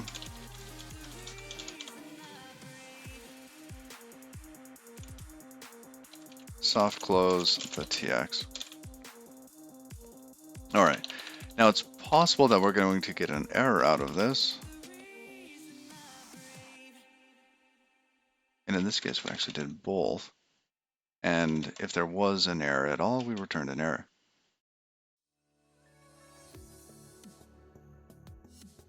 All right, gonna kind of do the same thing.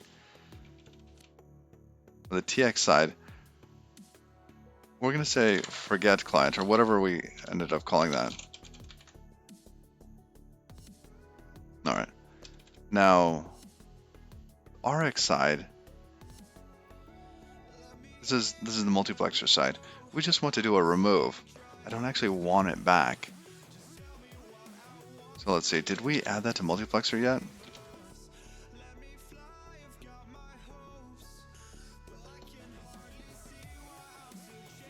Remove.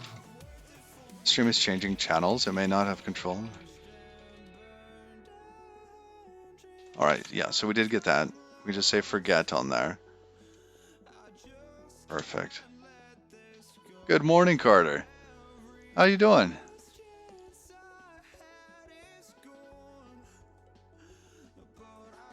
Oh man, we had Bim Bim Bop last night. Fantastic. I actually had it with some slow roasted goat meat.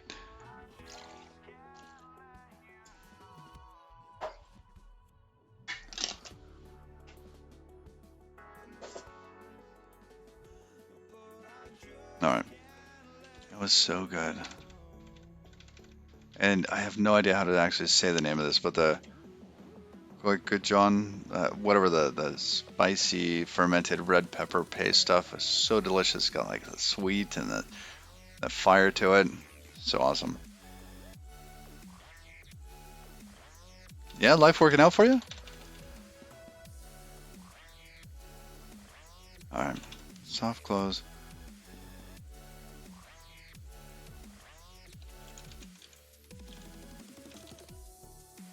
Yeah, let's just remove.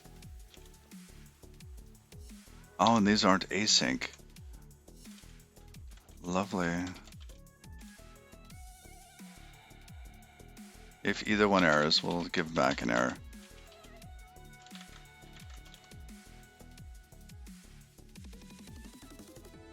Oh, they're back in biz. Awesome.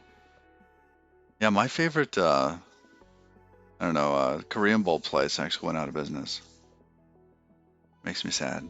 Also, like, I couldn't do anything. They're like 1,000 miles away. So, random deliveries here or there.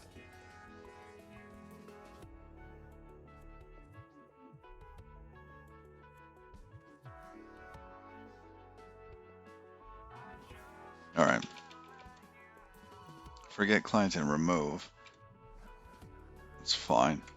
Now, in this case, the TX side, that's going to be a take client, and we will take the RX side. So both of those. Wasn't it just called, what should we call it? Take client now. Oh, that's right, because you could take client or take client now. Ooh.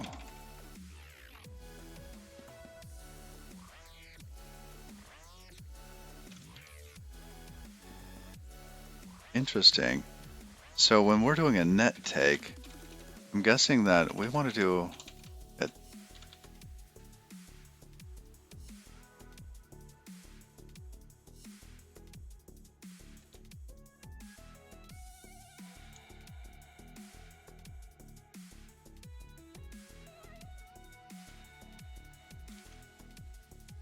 That was the other case that we couldn't actually do, right? We could forget the client now.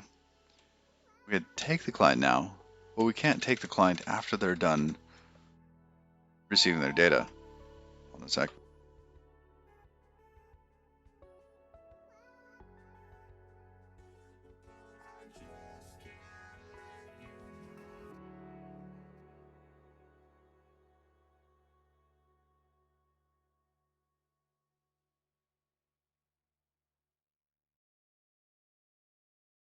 All right.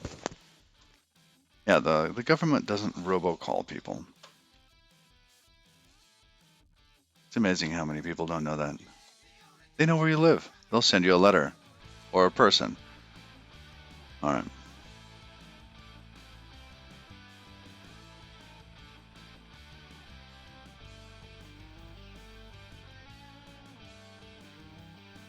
Yes, that's it.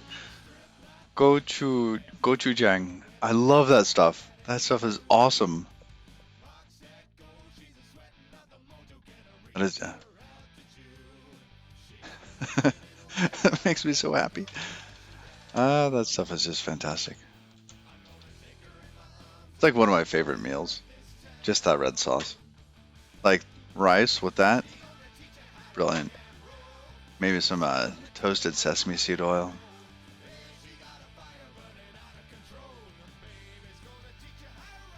Oh man, you got me hungry now. All right, so I think we should actually work on a take client eventually. I know we could do like a take client now.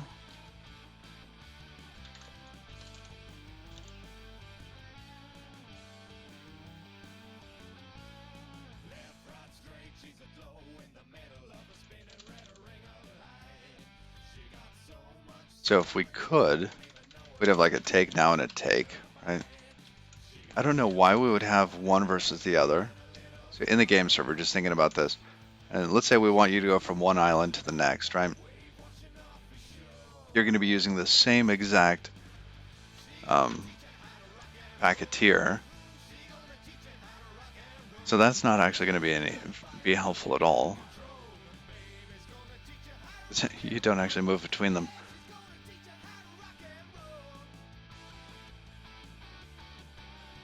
You might miss some messages from like chat or something if we start to take you out and move you. Yeah, so really I think the only case is going to be when you go from like auth to channel or channel to game. And in those cases, there's no chat, there's no like system messages that you're going to get. I mean, it could get system messages, fine, but people that are not authenticated aren't going to get system broadcasts like server is going down now. No. Okay.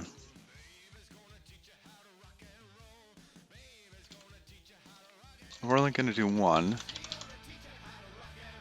And let's see what this looks like.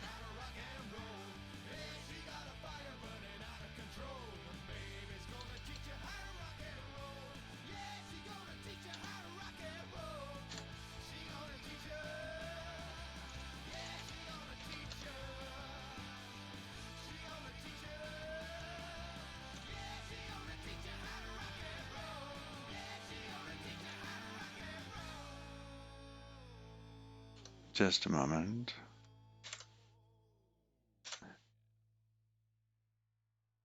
Oh, that's so funny.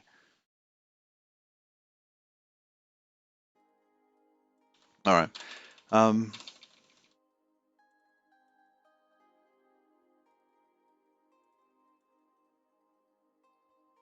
Yeah, this remove client is going to be a take client now or forget client now. Not new, now. Thank you. And that's not async. Does it actually return something?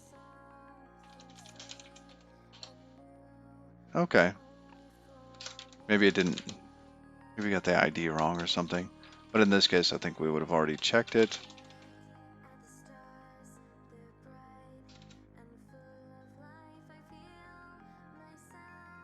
Okay. That looks fine.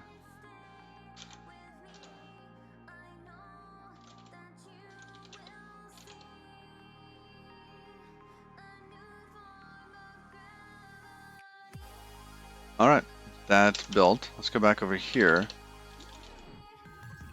Give it a cargo test. Now that we've got that ironed out. Oh, good.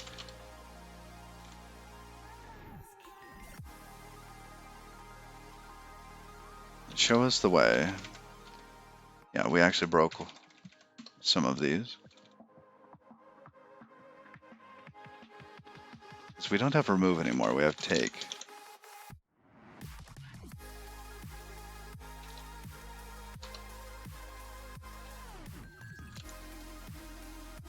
Oh, look at that. It's got a little X. No way. That is cool.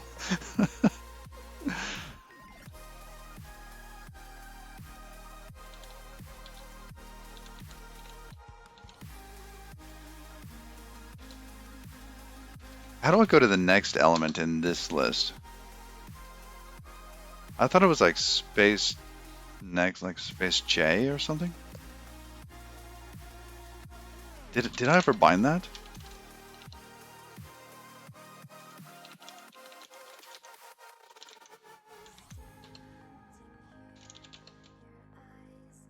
That's the quick fix list. This is for a single file. Space J, COC next. And space P is COC list resume. Okay. I don't think that list is actually working.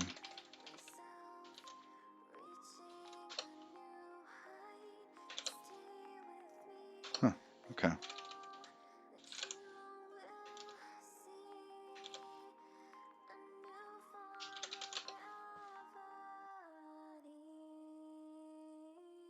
I can't wait to see this number at like 16,000. Like, hey, you got 16,000 errors. Yeah, let's go work on the GD stuff.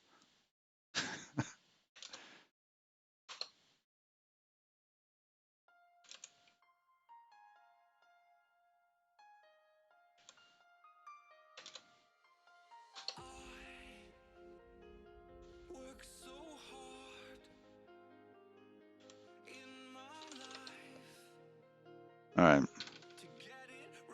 Should be paying more attention to actually what's going on in those instead of just blindly changing these. Change channel. We do the take. Yeah, that's fine. Oh, it's nice to see this information in there. That's really nice. All right, now our test stuff.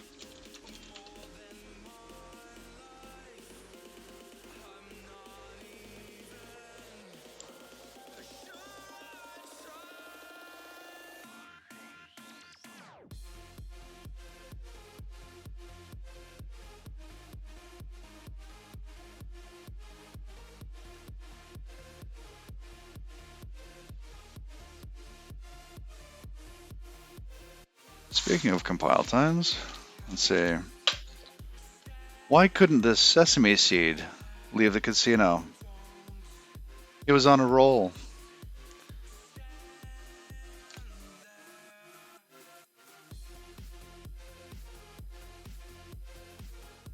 I wonder how many of these jokes I actually have. It might just be like 100. We'll see.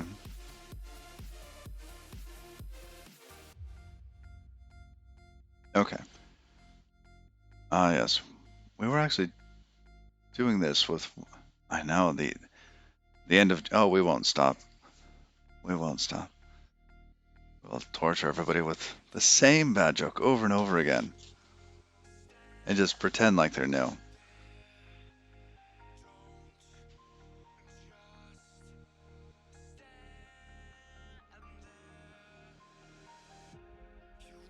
Alright.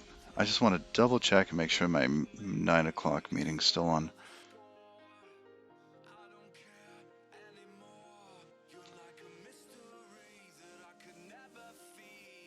Yes. I missed it last time. Oh, and I was killing myself. Like, no, I'm not. I don't like to say that. I was kicking myself pretty hard about it.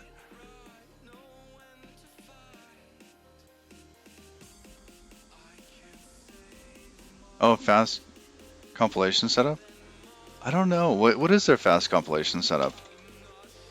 Alright, we're going to do this one.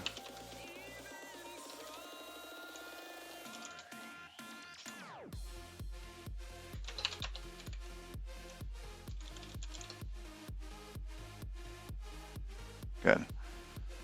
Alright, waiting on the loop, etc. So this is the fail login one.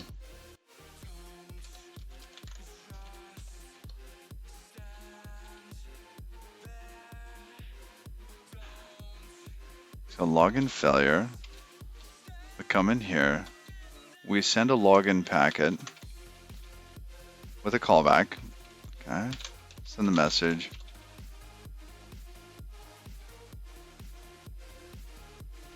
And this here, receive disconnect.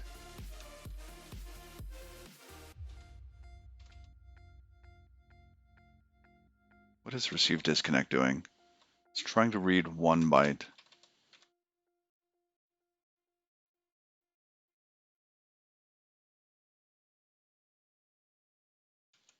Oh wait, did it get its response?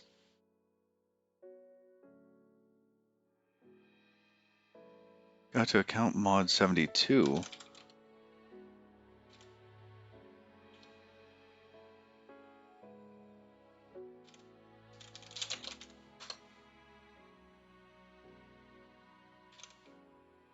So it did. It got the message back. We hit this.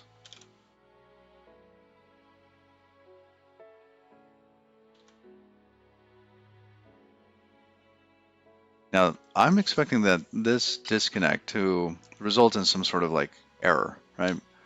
It should be dropping me at this point. Because at that point, I would have read everything. Self to read exact. Because here, I'm an IO writer reader thing. Can you pass the link to the file? Oh, yes, please. Please do.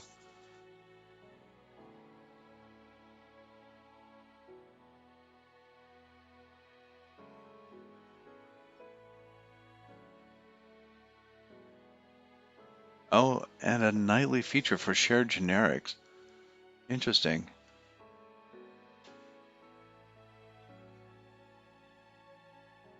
Let's take a quick look. I know it's a little bit...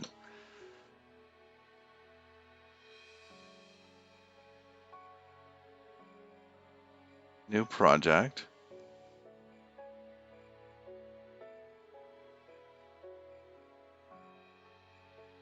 So I think I already have this set up for my game itself. And you can actually set this up globally for Rust. So if we look at... Oh, no, I can't open that file, can I? Because it's got secrets in it. Let me double check.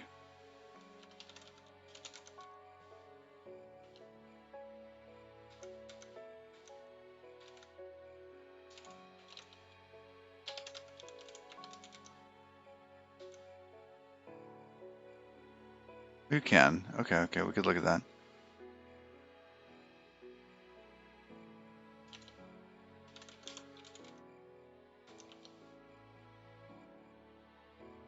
I thought there was a config file in there. Maybe I did that on Bob. Oh, that's the time.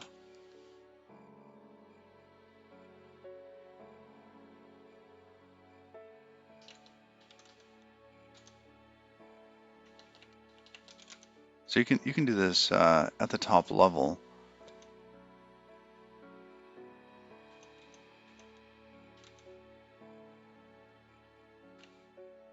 I think you can just have a config in here, like you would anywhere else.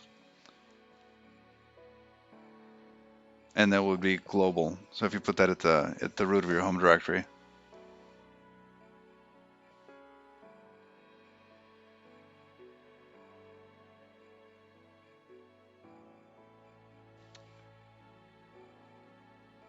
Wow. That's pretty sweet.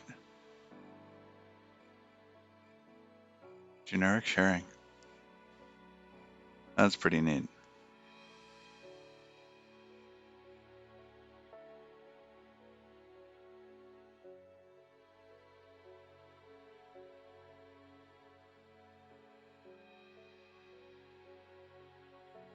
Nice.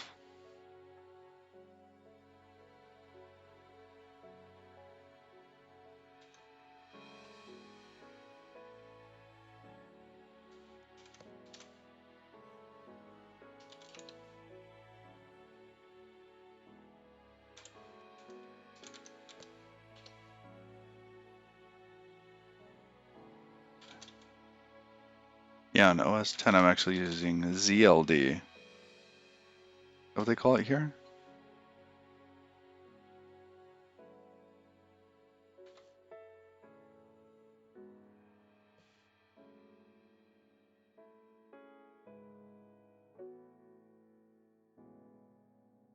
Oh, they don't link to ZLD here.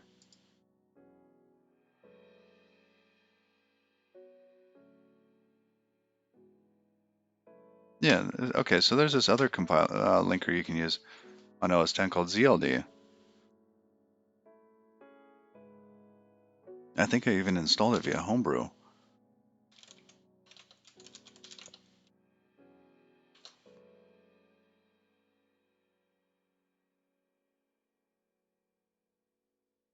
Yeah.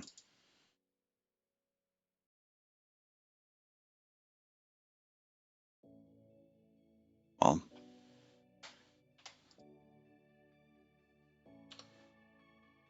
all right, back to the Z code.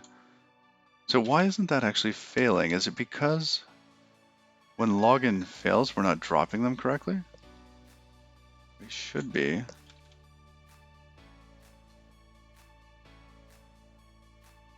Oh, and how do they actually say to set that up in there?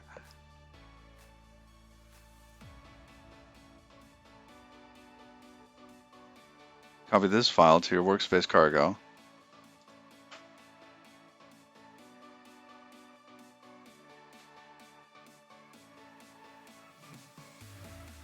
Share generics, why?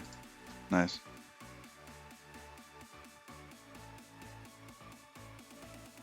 Yeah, you can actually set this in your home directory. Just make it faster everywhere. All right. So we're not getting to this failure. This should absolutely be failing. And that's exactly what we want. We want it to fail to read because the other end has closed. Now, why isn't this actually dropping? Let's go and look. This is going to be auth. We're doing a failed login attempt. And in auth, login. There's login success. Where's login failure? Here we fail. We send this back to the client, which it's getting, by the way. The test shows that it's getting that. That's good. Here we return an error, and login is called from auth process stream item. Here's login, and that keeps bubbling back up. So we go to auth process stream.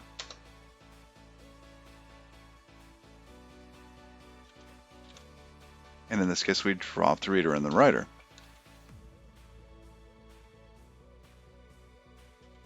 That feels like it should be more of a remove, doesn't it?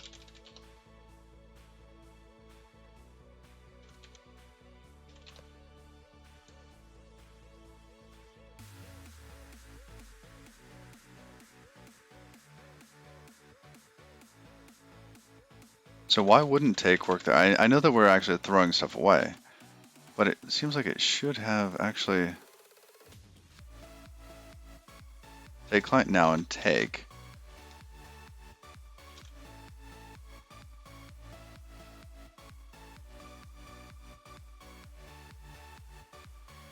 I mean, this should have worked. That take client now would be back here.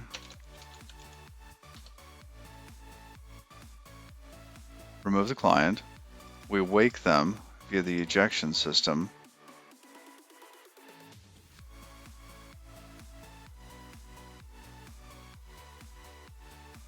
Why isn't the socket going away? Can you close just one side of a Unix socket and not have it close the other?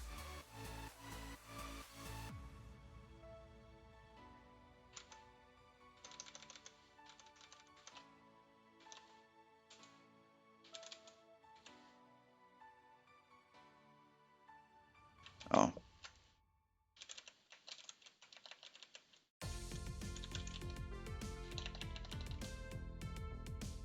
Unix stream. Because this is what I'm creating. I'm creating a pair. Let's see, and they do have shutdown on that.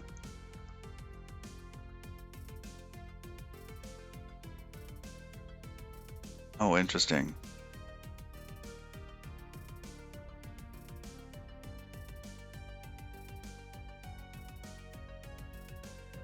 Supports read and write, etc.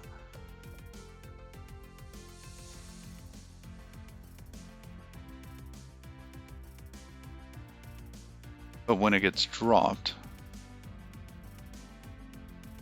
okay, let's say we get a pair, right? They're both Unix streams.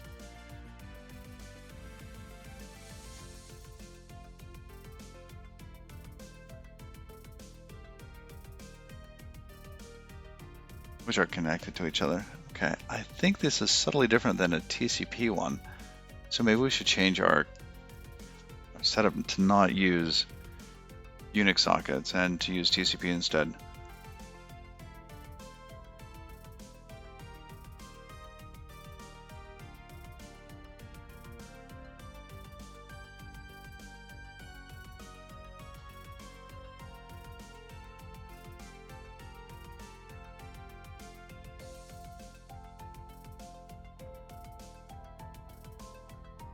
Yeah.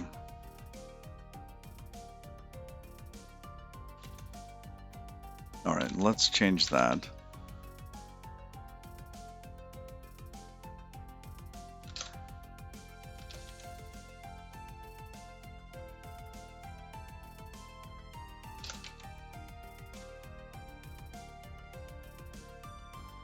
Where do we get those? Back to the test code. Server tests setup, maybe?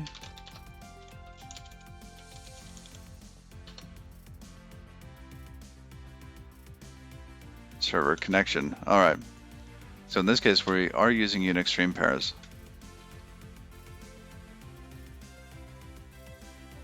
So I just wanted a nice and easy way to do this.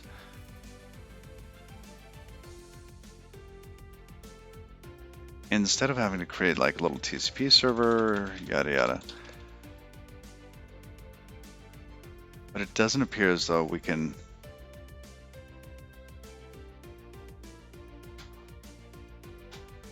I keep coming back to this because I would like for this to be the case, that when you drop one of the streams in the pair, the other one goes away.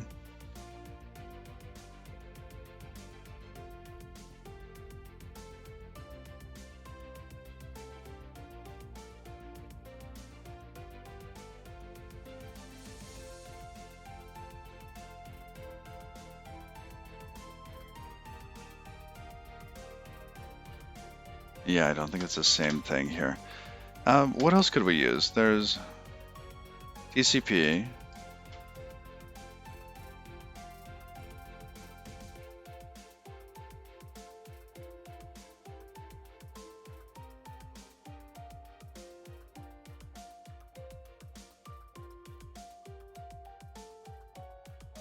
Oh, that's funny.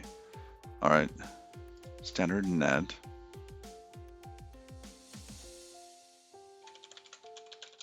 TCP sockets are in standard net, not standard Unix. Blah, blah, blah. Okay.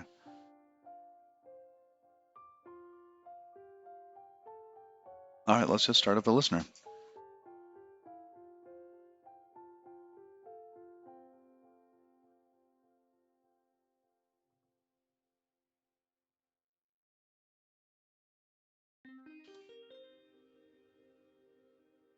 So when we create a new server,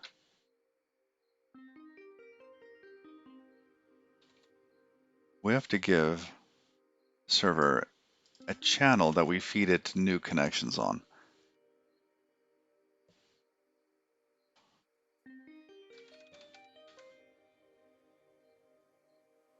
See, we are not yet, let's see, does new server get called within?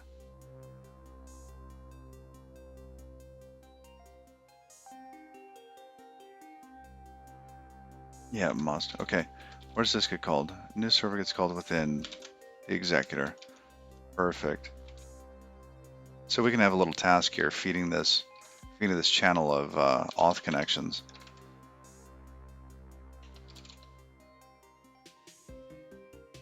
This will be cool. All right, so let's see, do we have async available?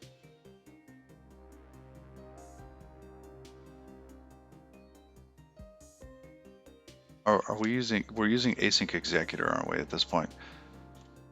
Cargo server down here. Okay, yeah, we got that.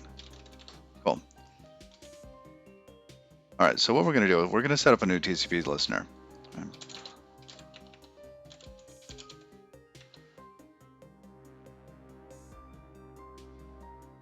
We're going to have to save.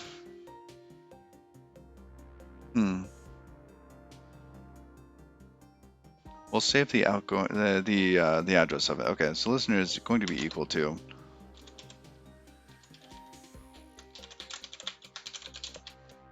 TCP socket listener.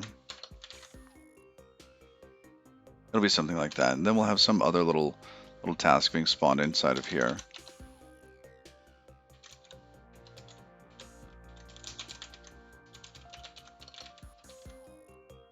All right, and this is something that'll just go on forever, right? So listener is going to be some sort of accept, or I don't know the API on that. Let's go to async IO.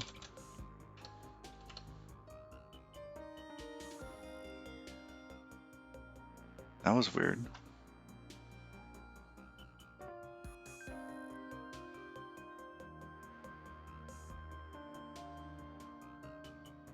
So we can just call accept.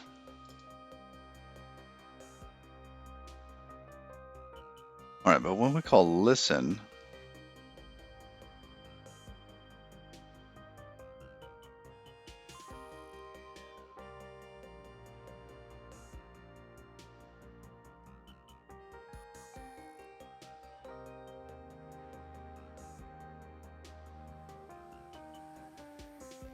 okay, so we could call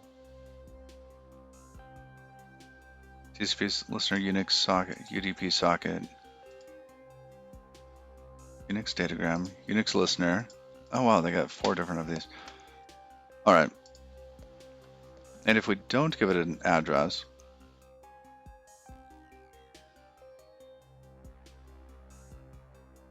rather we could give it the port of 0. Okay, so we'll do that. And then we'll have to figure out and store whatever the local address is so that this test doesn't interfere with the other tests.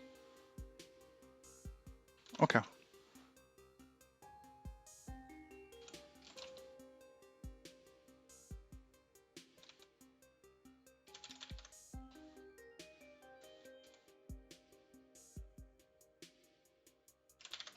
It's going to be what, a tuple?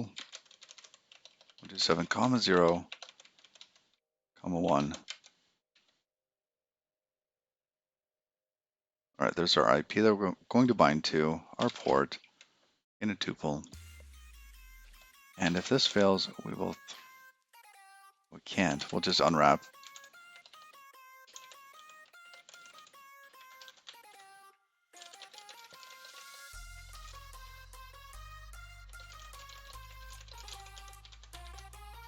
There we go.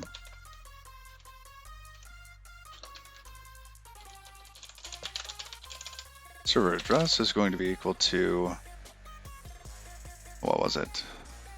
Local adder.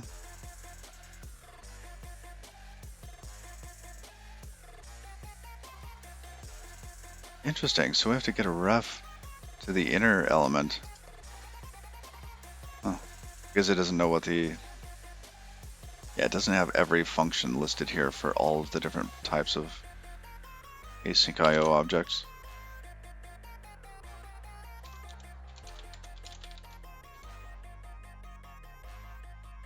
What was it, local address?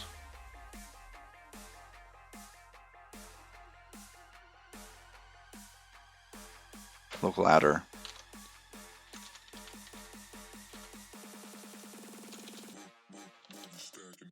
Unwrap that, good. We're going to save that here on the server. So when we get called for a new address, it'll actually create one. It'll do a TCP client to the server and do that.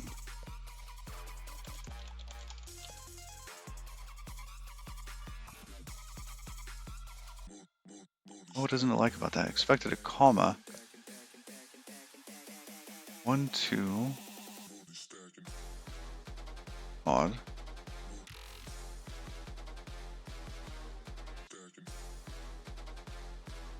Okay, well, let's just give it a 0. Actually, that async IO crate had it a little bit more constrained, didn't it? Or does bind accept anything that's into socket adder? Okay. I see, but do we want to do the parse or not? Ooh.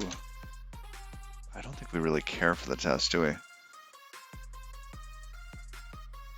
And why does my version of this not work?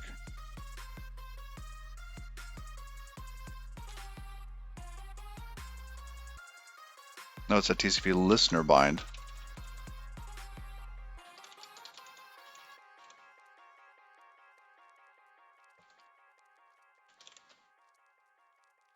There.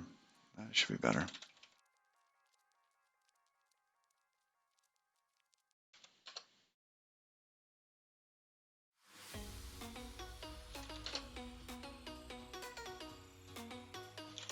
Oh, it already has async. Good.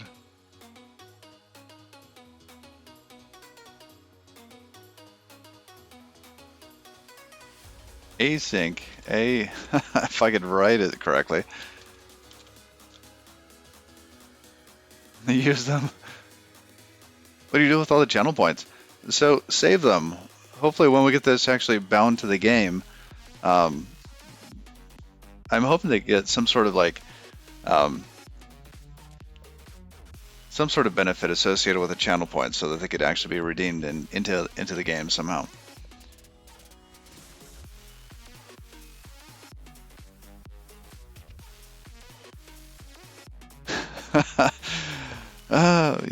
Yeah, we'll have to figure out what the appropriate level would be there for that. Good point. You might, yeah, just a filthy rich in the game.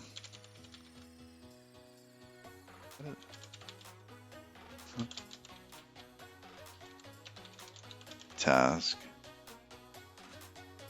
All right. So now we have all that set up. We've got the async listener. We've got the server address. We're going to save that down there.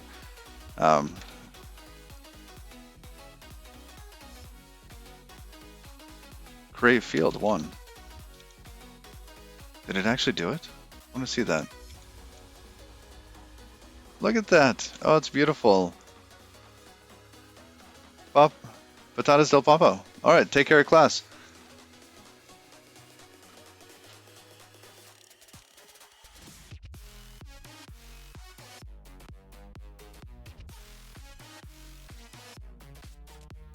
So my brony, well, thank you. Oh, thank you for that. Are streamers able to see the channel points each viewer has? I don't think I can.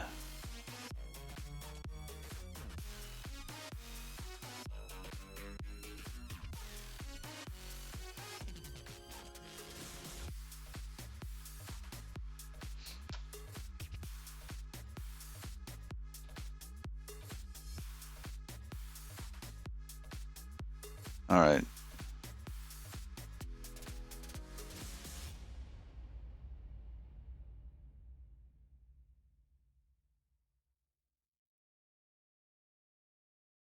Okay.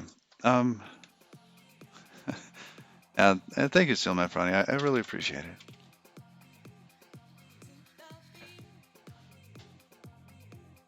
They actually show me. Oh yeah, I have like infinite channel points. This is awesome. If I click on it, they want me to manage the rewards. 17,000. Oh my goodness.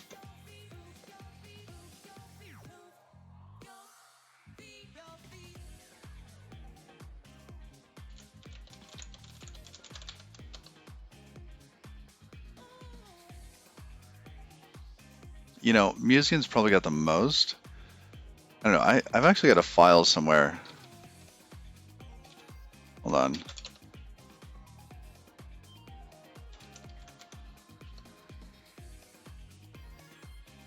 First 50 followers.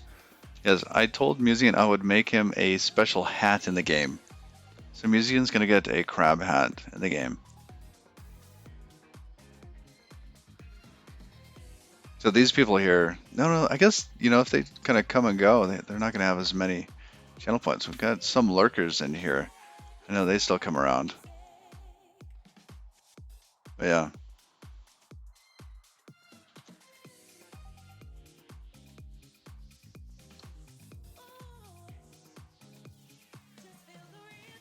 All right. Now I've got to do a little quick break. All right. So I'm going to be back in 15 minutes, and then I'll be able to stream for probably another 50 minutes after that. Just, you know, getting open there. So synchronize our watches. Timers. All right. See you in 15.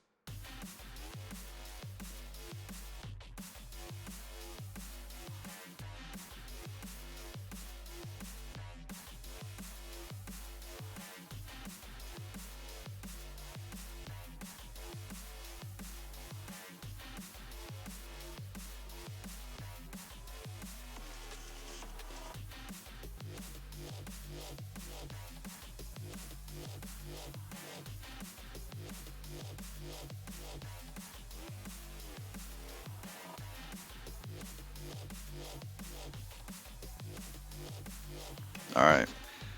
Yeah, after a while, that thing should change to like not on my way, but like Mr. Halsey fell in a hole, or I don't know, something else. Hi, an 813. Good morning. How's it going? All right. Got a meeting in 54 minutes. I'll probably need 10 minutes or so more.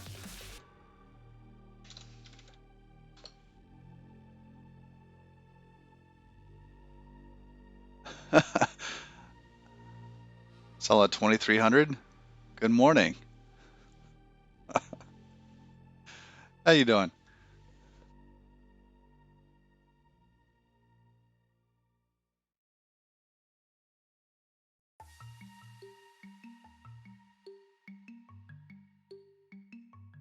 All right. Good. Good. Yeah, I tend not to call people out for the follows. Um, I'm a big lurker, so I don't know. I like to follow people, but not like have them know I'm following.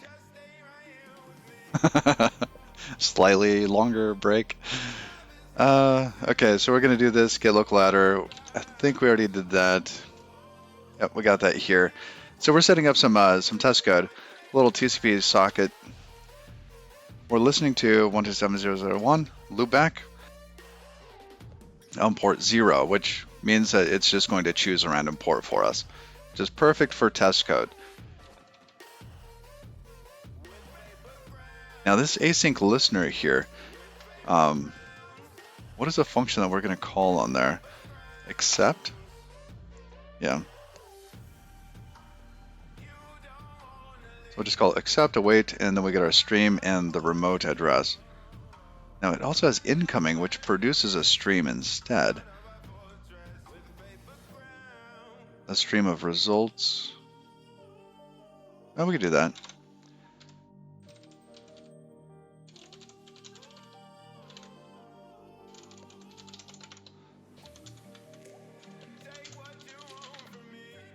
So that'll be incoming, right? And do we need to check? No, that's just a future. So it's a full stream there. It's sort of weird that async t doesn't have deref. It is, isn't it? Morning, Museum.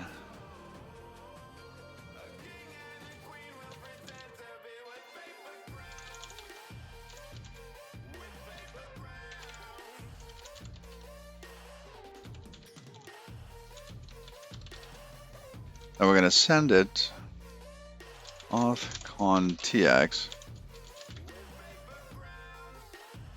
We have to create the two sides of it, don't we? Oh, this should be connection.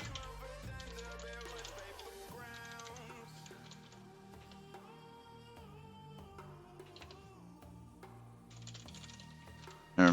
I'm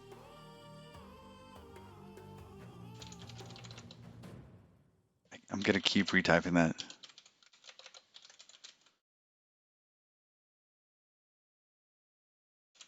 That's the async arc there. Just going to wrap that up. Now we have to send a tuple, so we're going to do that. Connection.clone and connection. That's our RX and our TX. That's what that wants.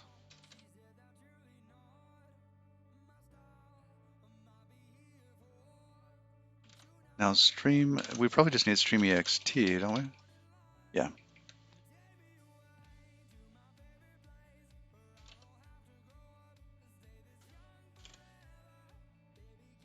Technically this should be arc clone.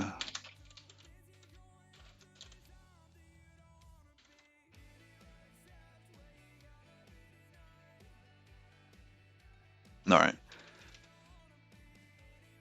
Mismatched types. Oh, they need to be boxed as well. Oh, that's weird.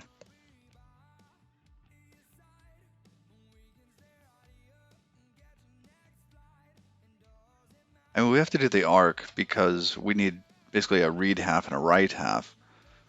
But then to also box it, it just feels dirty.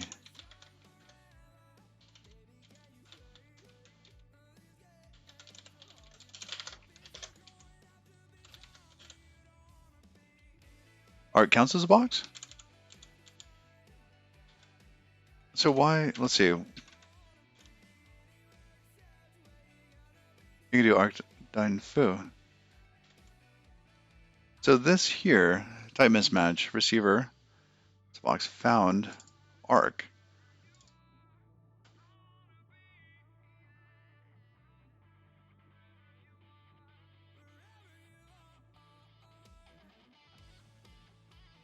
So in this case, should we instead, let's see, where's authcon here? Okay, it's getting its type information from this here. So should this be like dying like that or impl? Is there a way to say like, oh, it's something, or I guess like something that impls it, right? Yeah, something generic there. I see. That's going to infect a lot of stuff.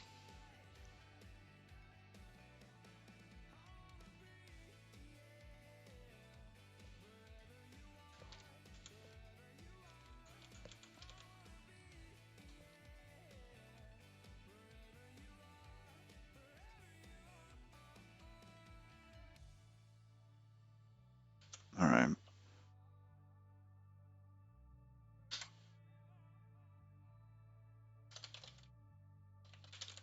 Let's see if we can do it without real quick.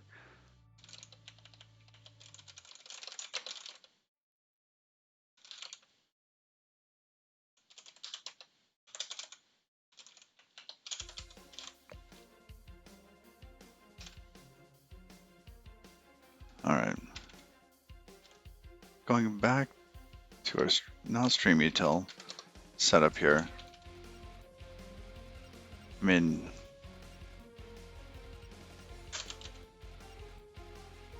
oh, that was way too much.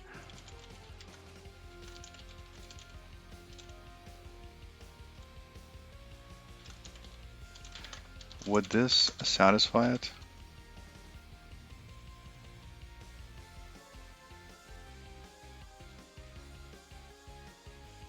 And receiver isn't that? Really?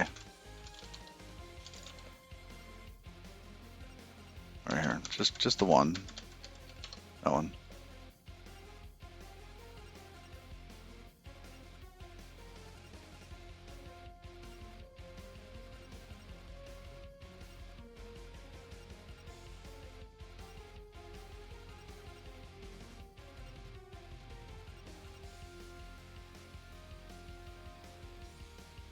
Did I do that on the wrong thing? No, that's fine there. Oh. What happened down here?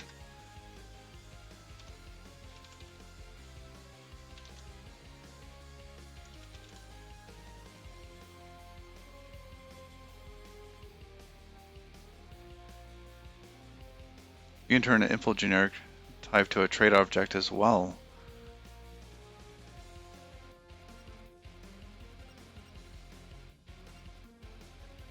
And then box them up for internal stuff? Oh, I see. Nice.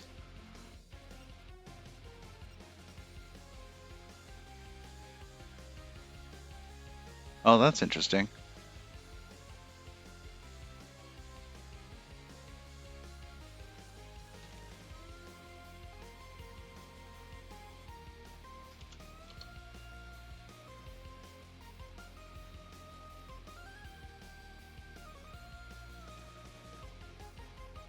That's a neat pattern. I might do that.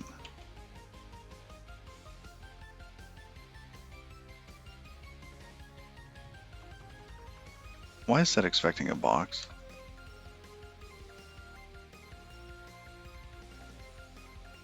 It shouldn't be expecting a box.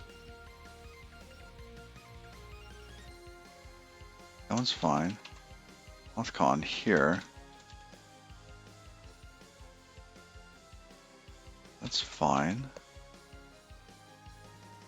Oh, because these types up here. Yeah, we also have these.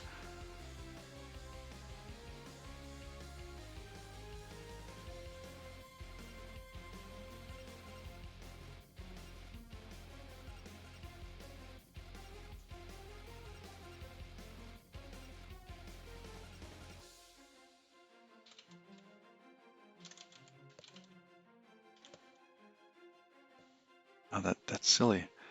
All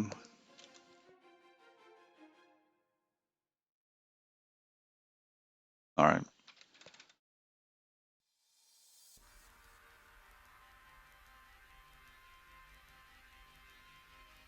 Box arc foo is equal to box dynamic clone. I see.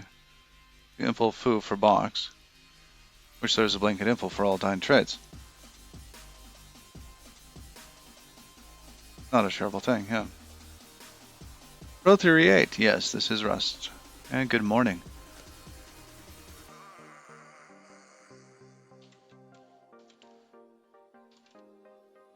It's funny because, like, right this month, I would like to see this come together. Oh, this is a new connection. Wait. A new connection also has to be updated. Authcon TX, okay.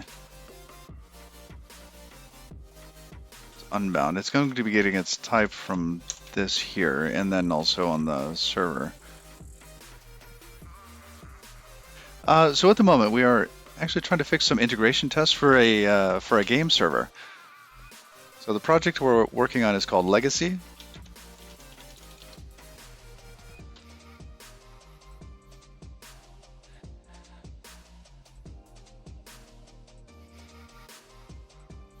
Which you normally can't do with Boxstein. Foo plus clone. Any number of markers / auto traits, of course, yeah. Okay.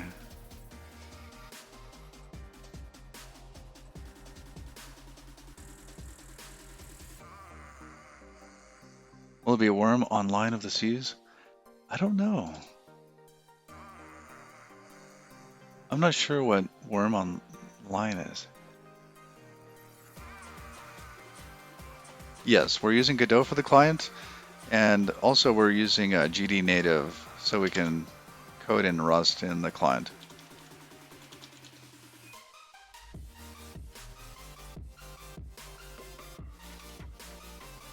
Your would work on async. Let's take a look.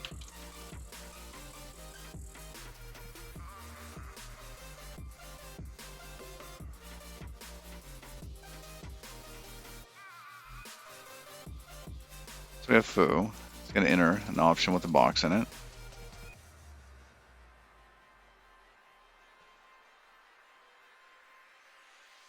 Either an oversight. Skelking. Well, thank you for that. I really appreciate that.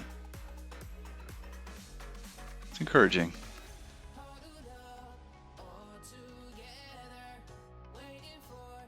Thank you. Never understood what situations you need box D for. Oh, that's a good question. So box D is typically when you need to either do like a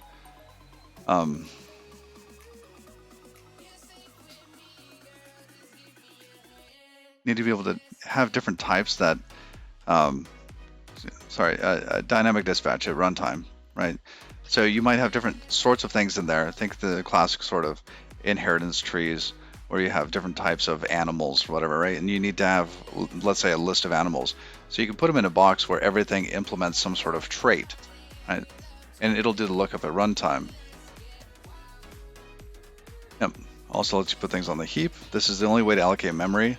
Well, other than the mem module.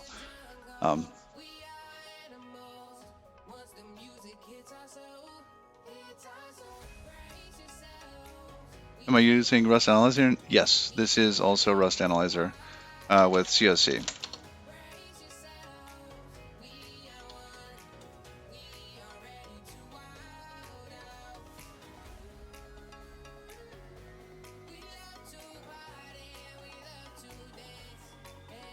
Oh, I see.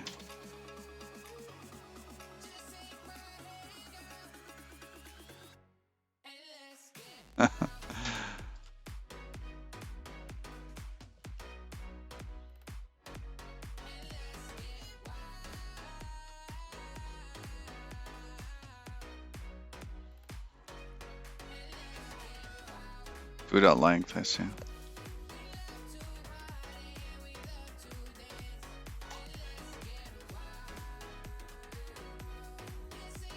Yeah, when were they going to fix that? Or is that something that's going to be fixed?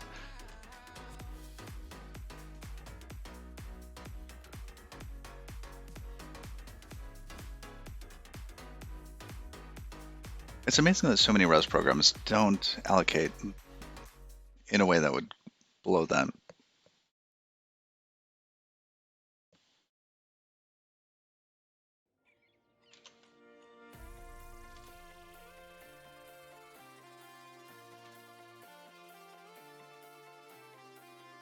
All right, so this thing here, this receiver, this auth connections, really, this thing just needs to be able to take something of, like it really just wants a stream writer, right? Which is one of these things. I mean, it doesn't really care if it's rough counted or anything. So I wonder if,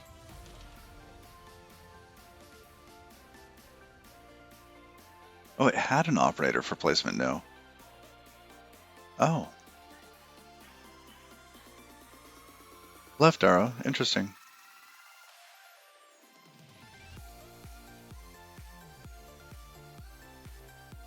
That's a hard problem.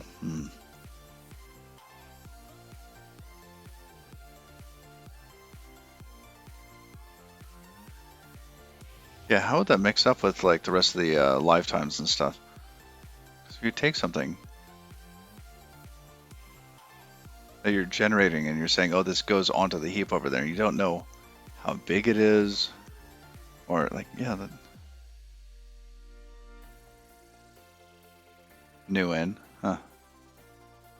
Oh, that's cool. Rather than forcing, akin to calling malloc, yeah.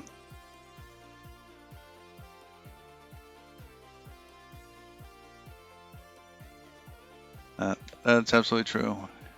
Godot 66667, yes. I like Rust. I really like Rust.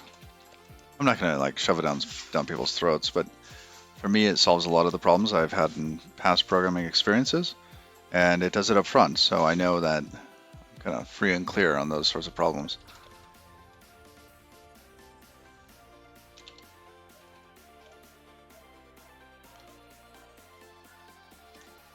All right, well, let's come back to here. I got distracted.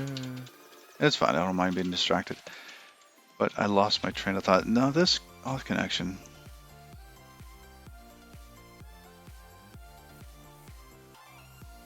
I was going to box these two. I boxed the wrong thing earlier, didn't I? Is this isn't going to work, is it?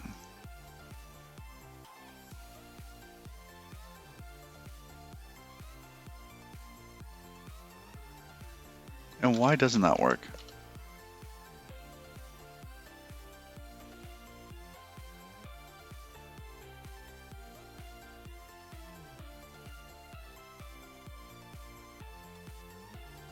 Yeah, yeah. Also, C++, like the latest C++ is really good for that too. Like, you know, quadruple 6.7. I think a lot of that is actually gone in C++ as well. Now, it definitely has, the foot gun's just readily available, but it's pretty nice.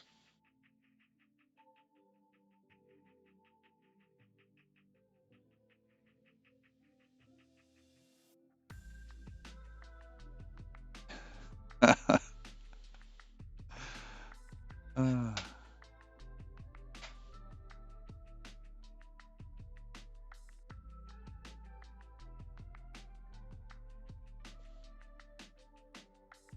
all right. So, expected trait object, guessing right, found arc.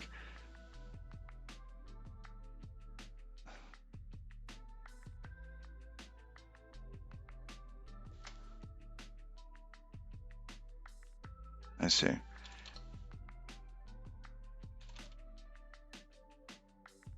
Now, you sent us this earlier.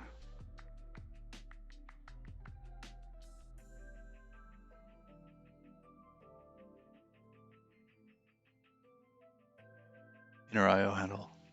Is there a way to search for these? You just like crank these out so quick.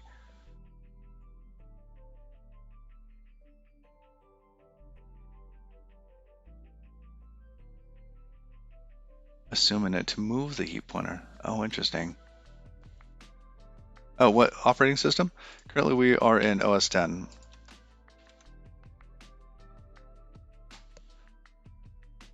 Just 2 trades, yeah.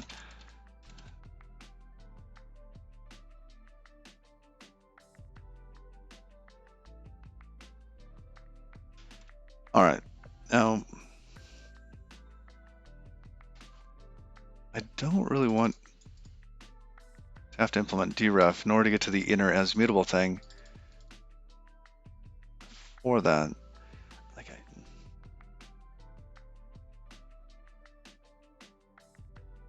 Like, why don't I need this for the game server currently? Oh, because I'm just boxing it up. Wait, how does this work in the game server?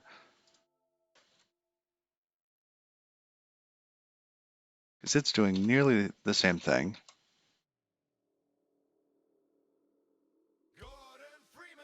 This should be arc dupe, right? Yeah, async dupe. Odd.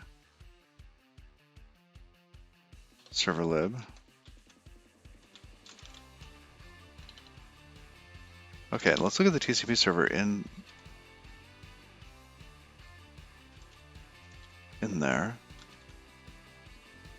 Binding to this. Oh look, it's like the same thing. Spawn a task. Looks familiar. We call socket.split on it. What? Oh.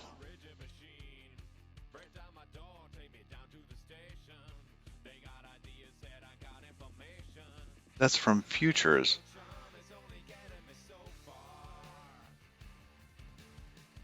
Okay.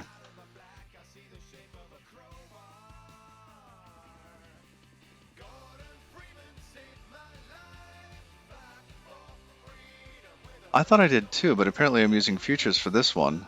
I thought I had done that a different way as well.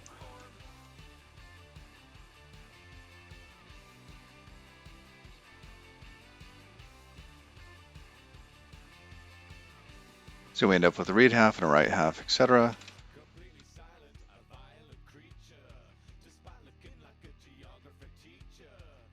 Mixing mutex for handling the split.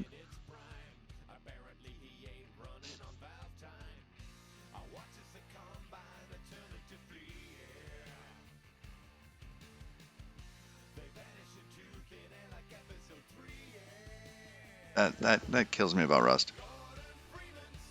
I can't stand that. It does look like we should be able to, I don't know, have some other abstraction on top of that.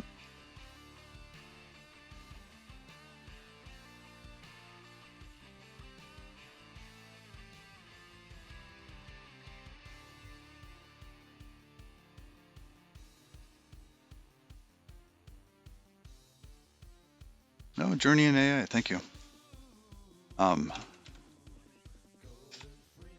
It does seem like you should be able to split this out, because if you are able to take a file descriptor and produce like a reader and a writer from it, they shouldn't have to conflict with each other when you're doing I/O in this. You can, like in Unix, read and write to the same file descriptor at the same time. Is that not true? I thought that was true.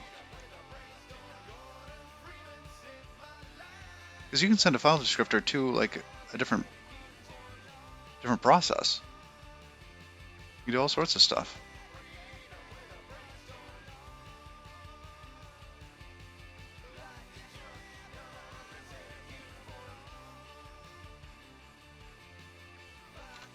So if we go back here, async dupe is pretty cool. Let's do this async IO handling stuff. What are we using in the project at the moment? Because it's gone through different phases. In the beginning, it started out as using Actix, right? The Actix project, not Actix Web, Actix, which is an actor framework written in Rust, which is really, really, really cool because this project was being ported from Erlang, actually. I'm also an Erlang fan. And so it went to Actix, and then it went to Tokyo. Okay, and through Tokyo, we ended up learning a lot of features, did a bunch of web stuff, played around with Warp, etc., etc.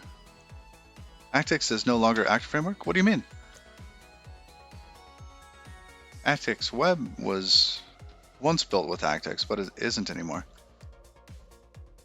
Interact. All right.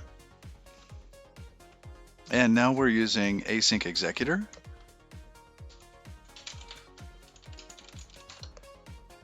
This guy here.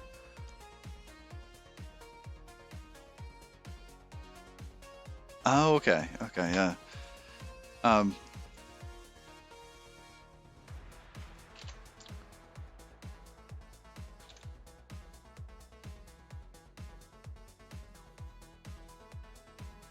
Oh, did I say Actix Web? Actix Web no longer uses the Actix actor framework. I think it did when it first began. Musean could talk more about that. Musean, I think, knows more of the history on it. But yeah, man, this thing is still getting me. So yeah, right now we're using basically async executor. It's just simple, small. Now this here, the socket split. I see that we're doing this here. Let's just do this. I would like to explore and see if there's some other way to actually do this.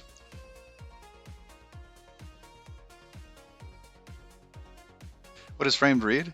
Framed read actually comes from the Tokyo Utils project. So if you look in here, some stuff from Tokyo is not in Tokyo, but in their utils.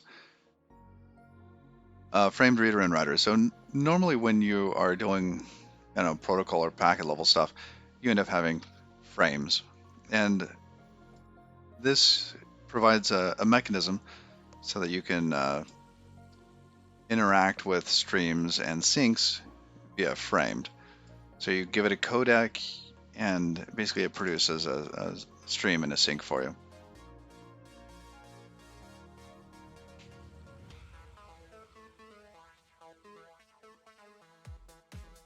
And the robocalls are like, oh, hold on a sec.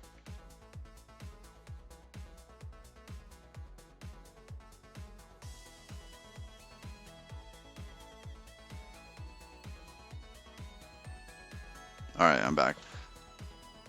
Sorry, it said it might have been spam, but then it also looked like it might have been my neighbor. Anyhow. Is it comparable to a TCP frame? This is for, I guess you could provide it to any async read and write. So if you were using TCP, it could create, frames, I guess, air quotes, frames like that.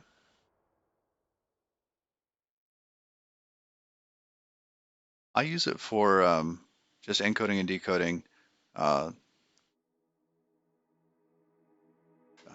am I using? I'm using the length delimited codec. So here,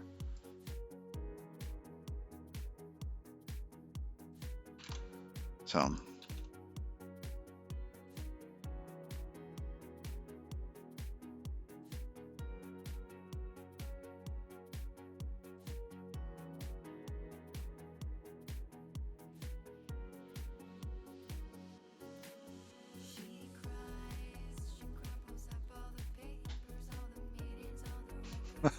Oh no. All right. No, no.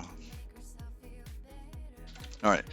Let's go back to the test. Let's stay on target. Stay on target. So setup mod here is actually using split, which we could do.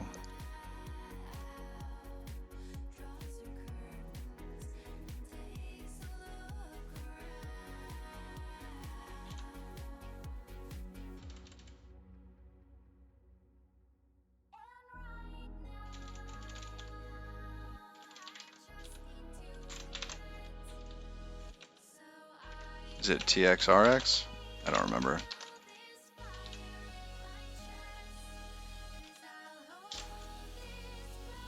Server cargo, let's check. Got codec and compat for the dev dependencies. It should be in there. Oh no, it needs not that. It needs futures.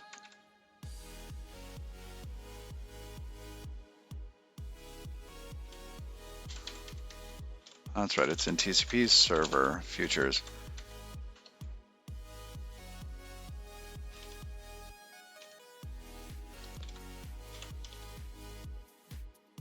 That gets me.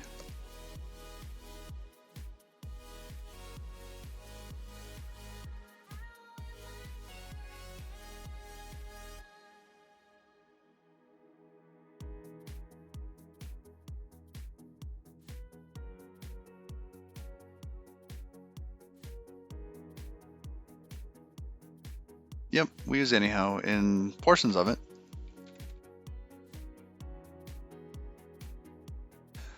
Number one of very synthetic benchmarks. The thing I like about Rust, right, is that here, where are those benchmarks? I typed that out poorly.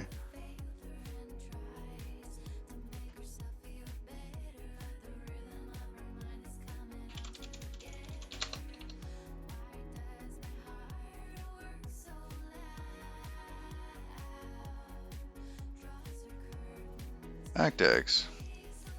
This is not ActX Web. Rust powerful actor system and most fun web framework. The first thing they do is actually show not the actor system. Actually, they're not talking at all about the actor system. Yeah, why do they even mention actor system here?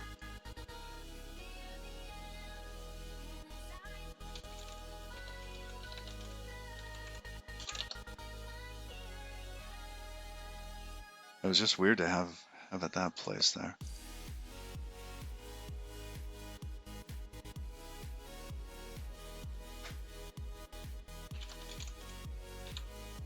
All right, there's the tech and power ones. All right, now what I wanted to show here. Let's yes, fortunes, whatever, right? ActX Web, ActX PG, whatever. We've got these up here at the top, and if you look at this, performance is higher is better. Now, what's neat about this is, like, Rust is up there, cool. That's really neat. Now, let's go down to something else, like Rails, Flask. Okay, now here we've got Rails, Postgres. So this one can do 8,000. Is this request per? What does this score mean?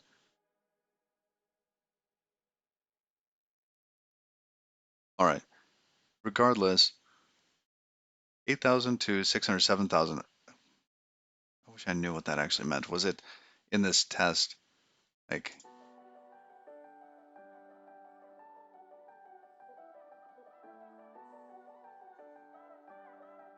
responses per second here? I see.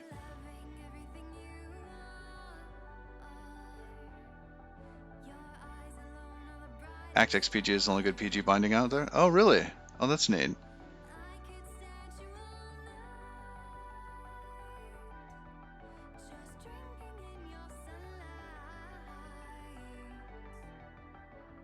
But looking at these, right? Like that one there. Actix Core was doing 600,000 requests per second.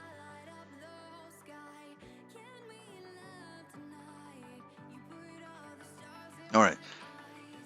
But I think Rust just makes it that much easier to be orders of magnitude faster than other frameworks because of how it's compiling. And you could do this in, C++ or some other language like that has the same sort of performance characteristics that Rust has. So just doing stuff in Rust gives you a benefit as long as you're not, like sharing mutexes like you just talked about.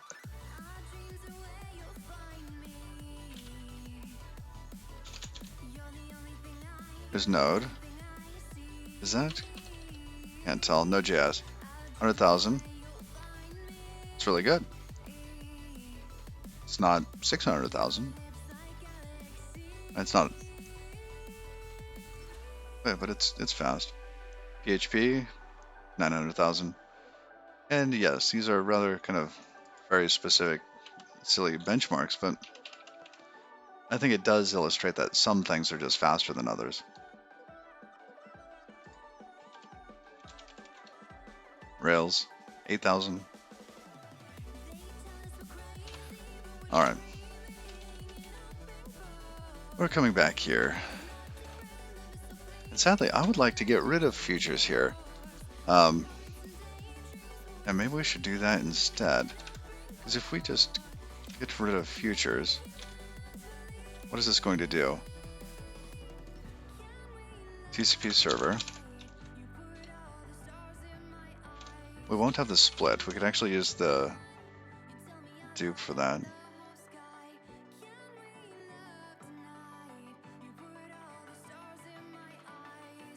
Almost no one's crazy enough to write their web application in C++.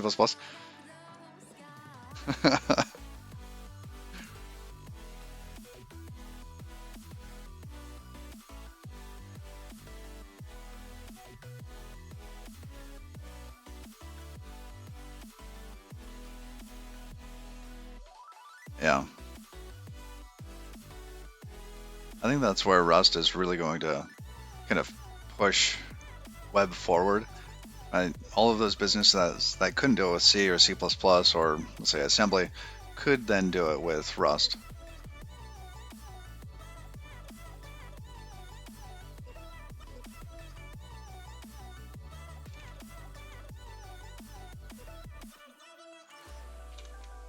All right. I'm just going to change this whole thing. You know what? We might do that tomorrow. Kind of attack this piece here.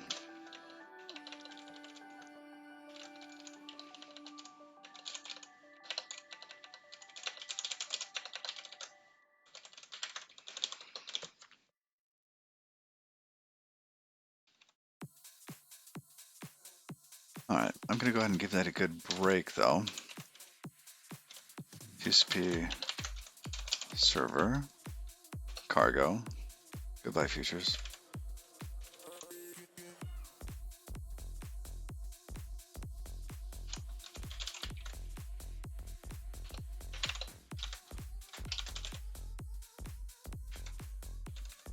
Actually, let's do it this way. Was it? Did it have an E on it? It didn't, did it? Just DUP. Yeah.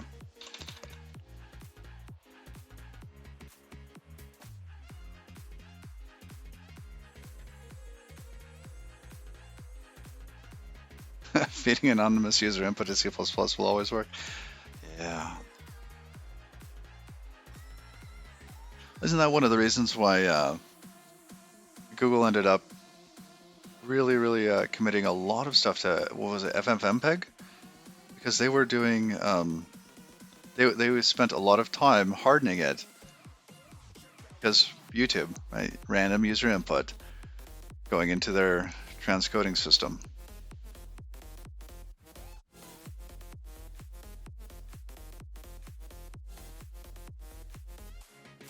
The regex gives you an NFA for basically free.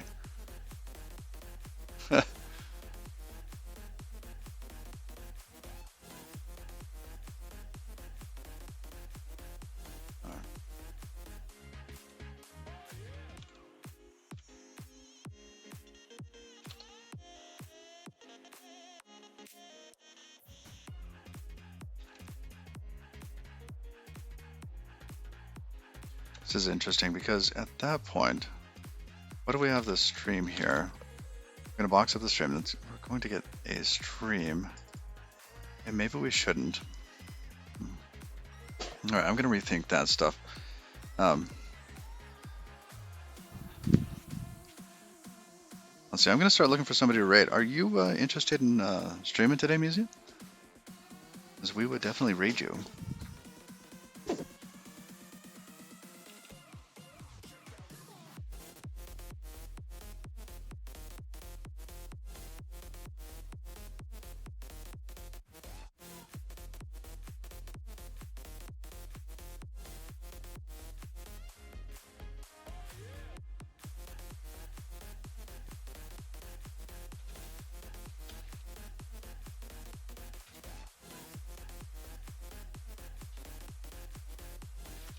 Yeah, I think I need to rethink this part here. Our Rust primary engine uses NFAs over.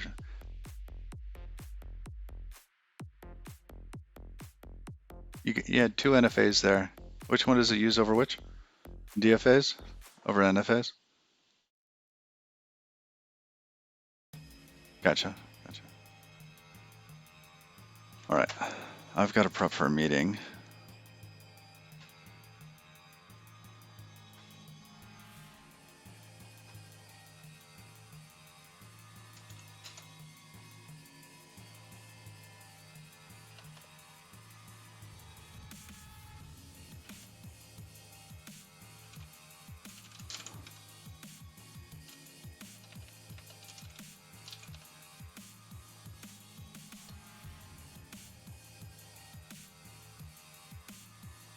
Oh, no one today.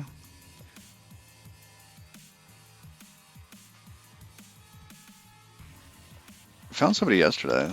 I was just learning Rust too.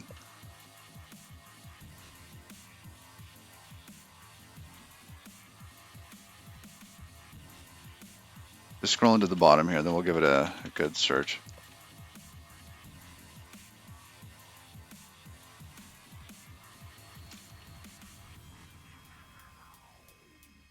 Oh, a city builder game.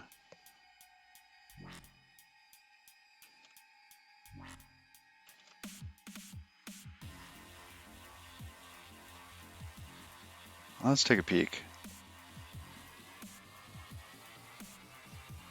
Oh, before the stream starts. All right. Well, that's cool. That's very cool. All right.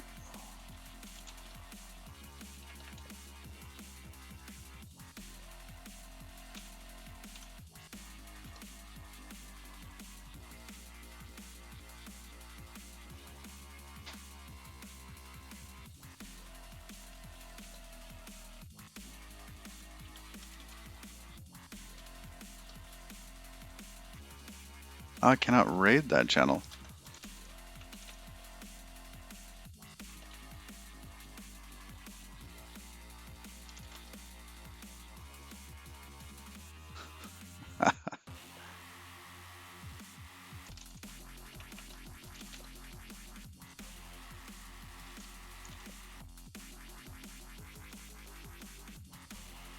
Very cool. All right, y'all.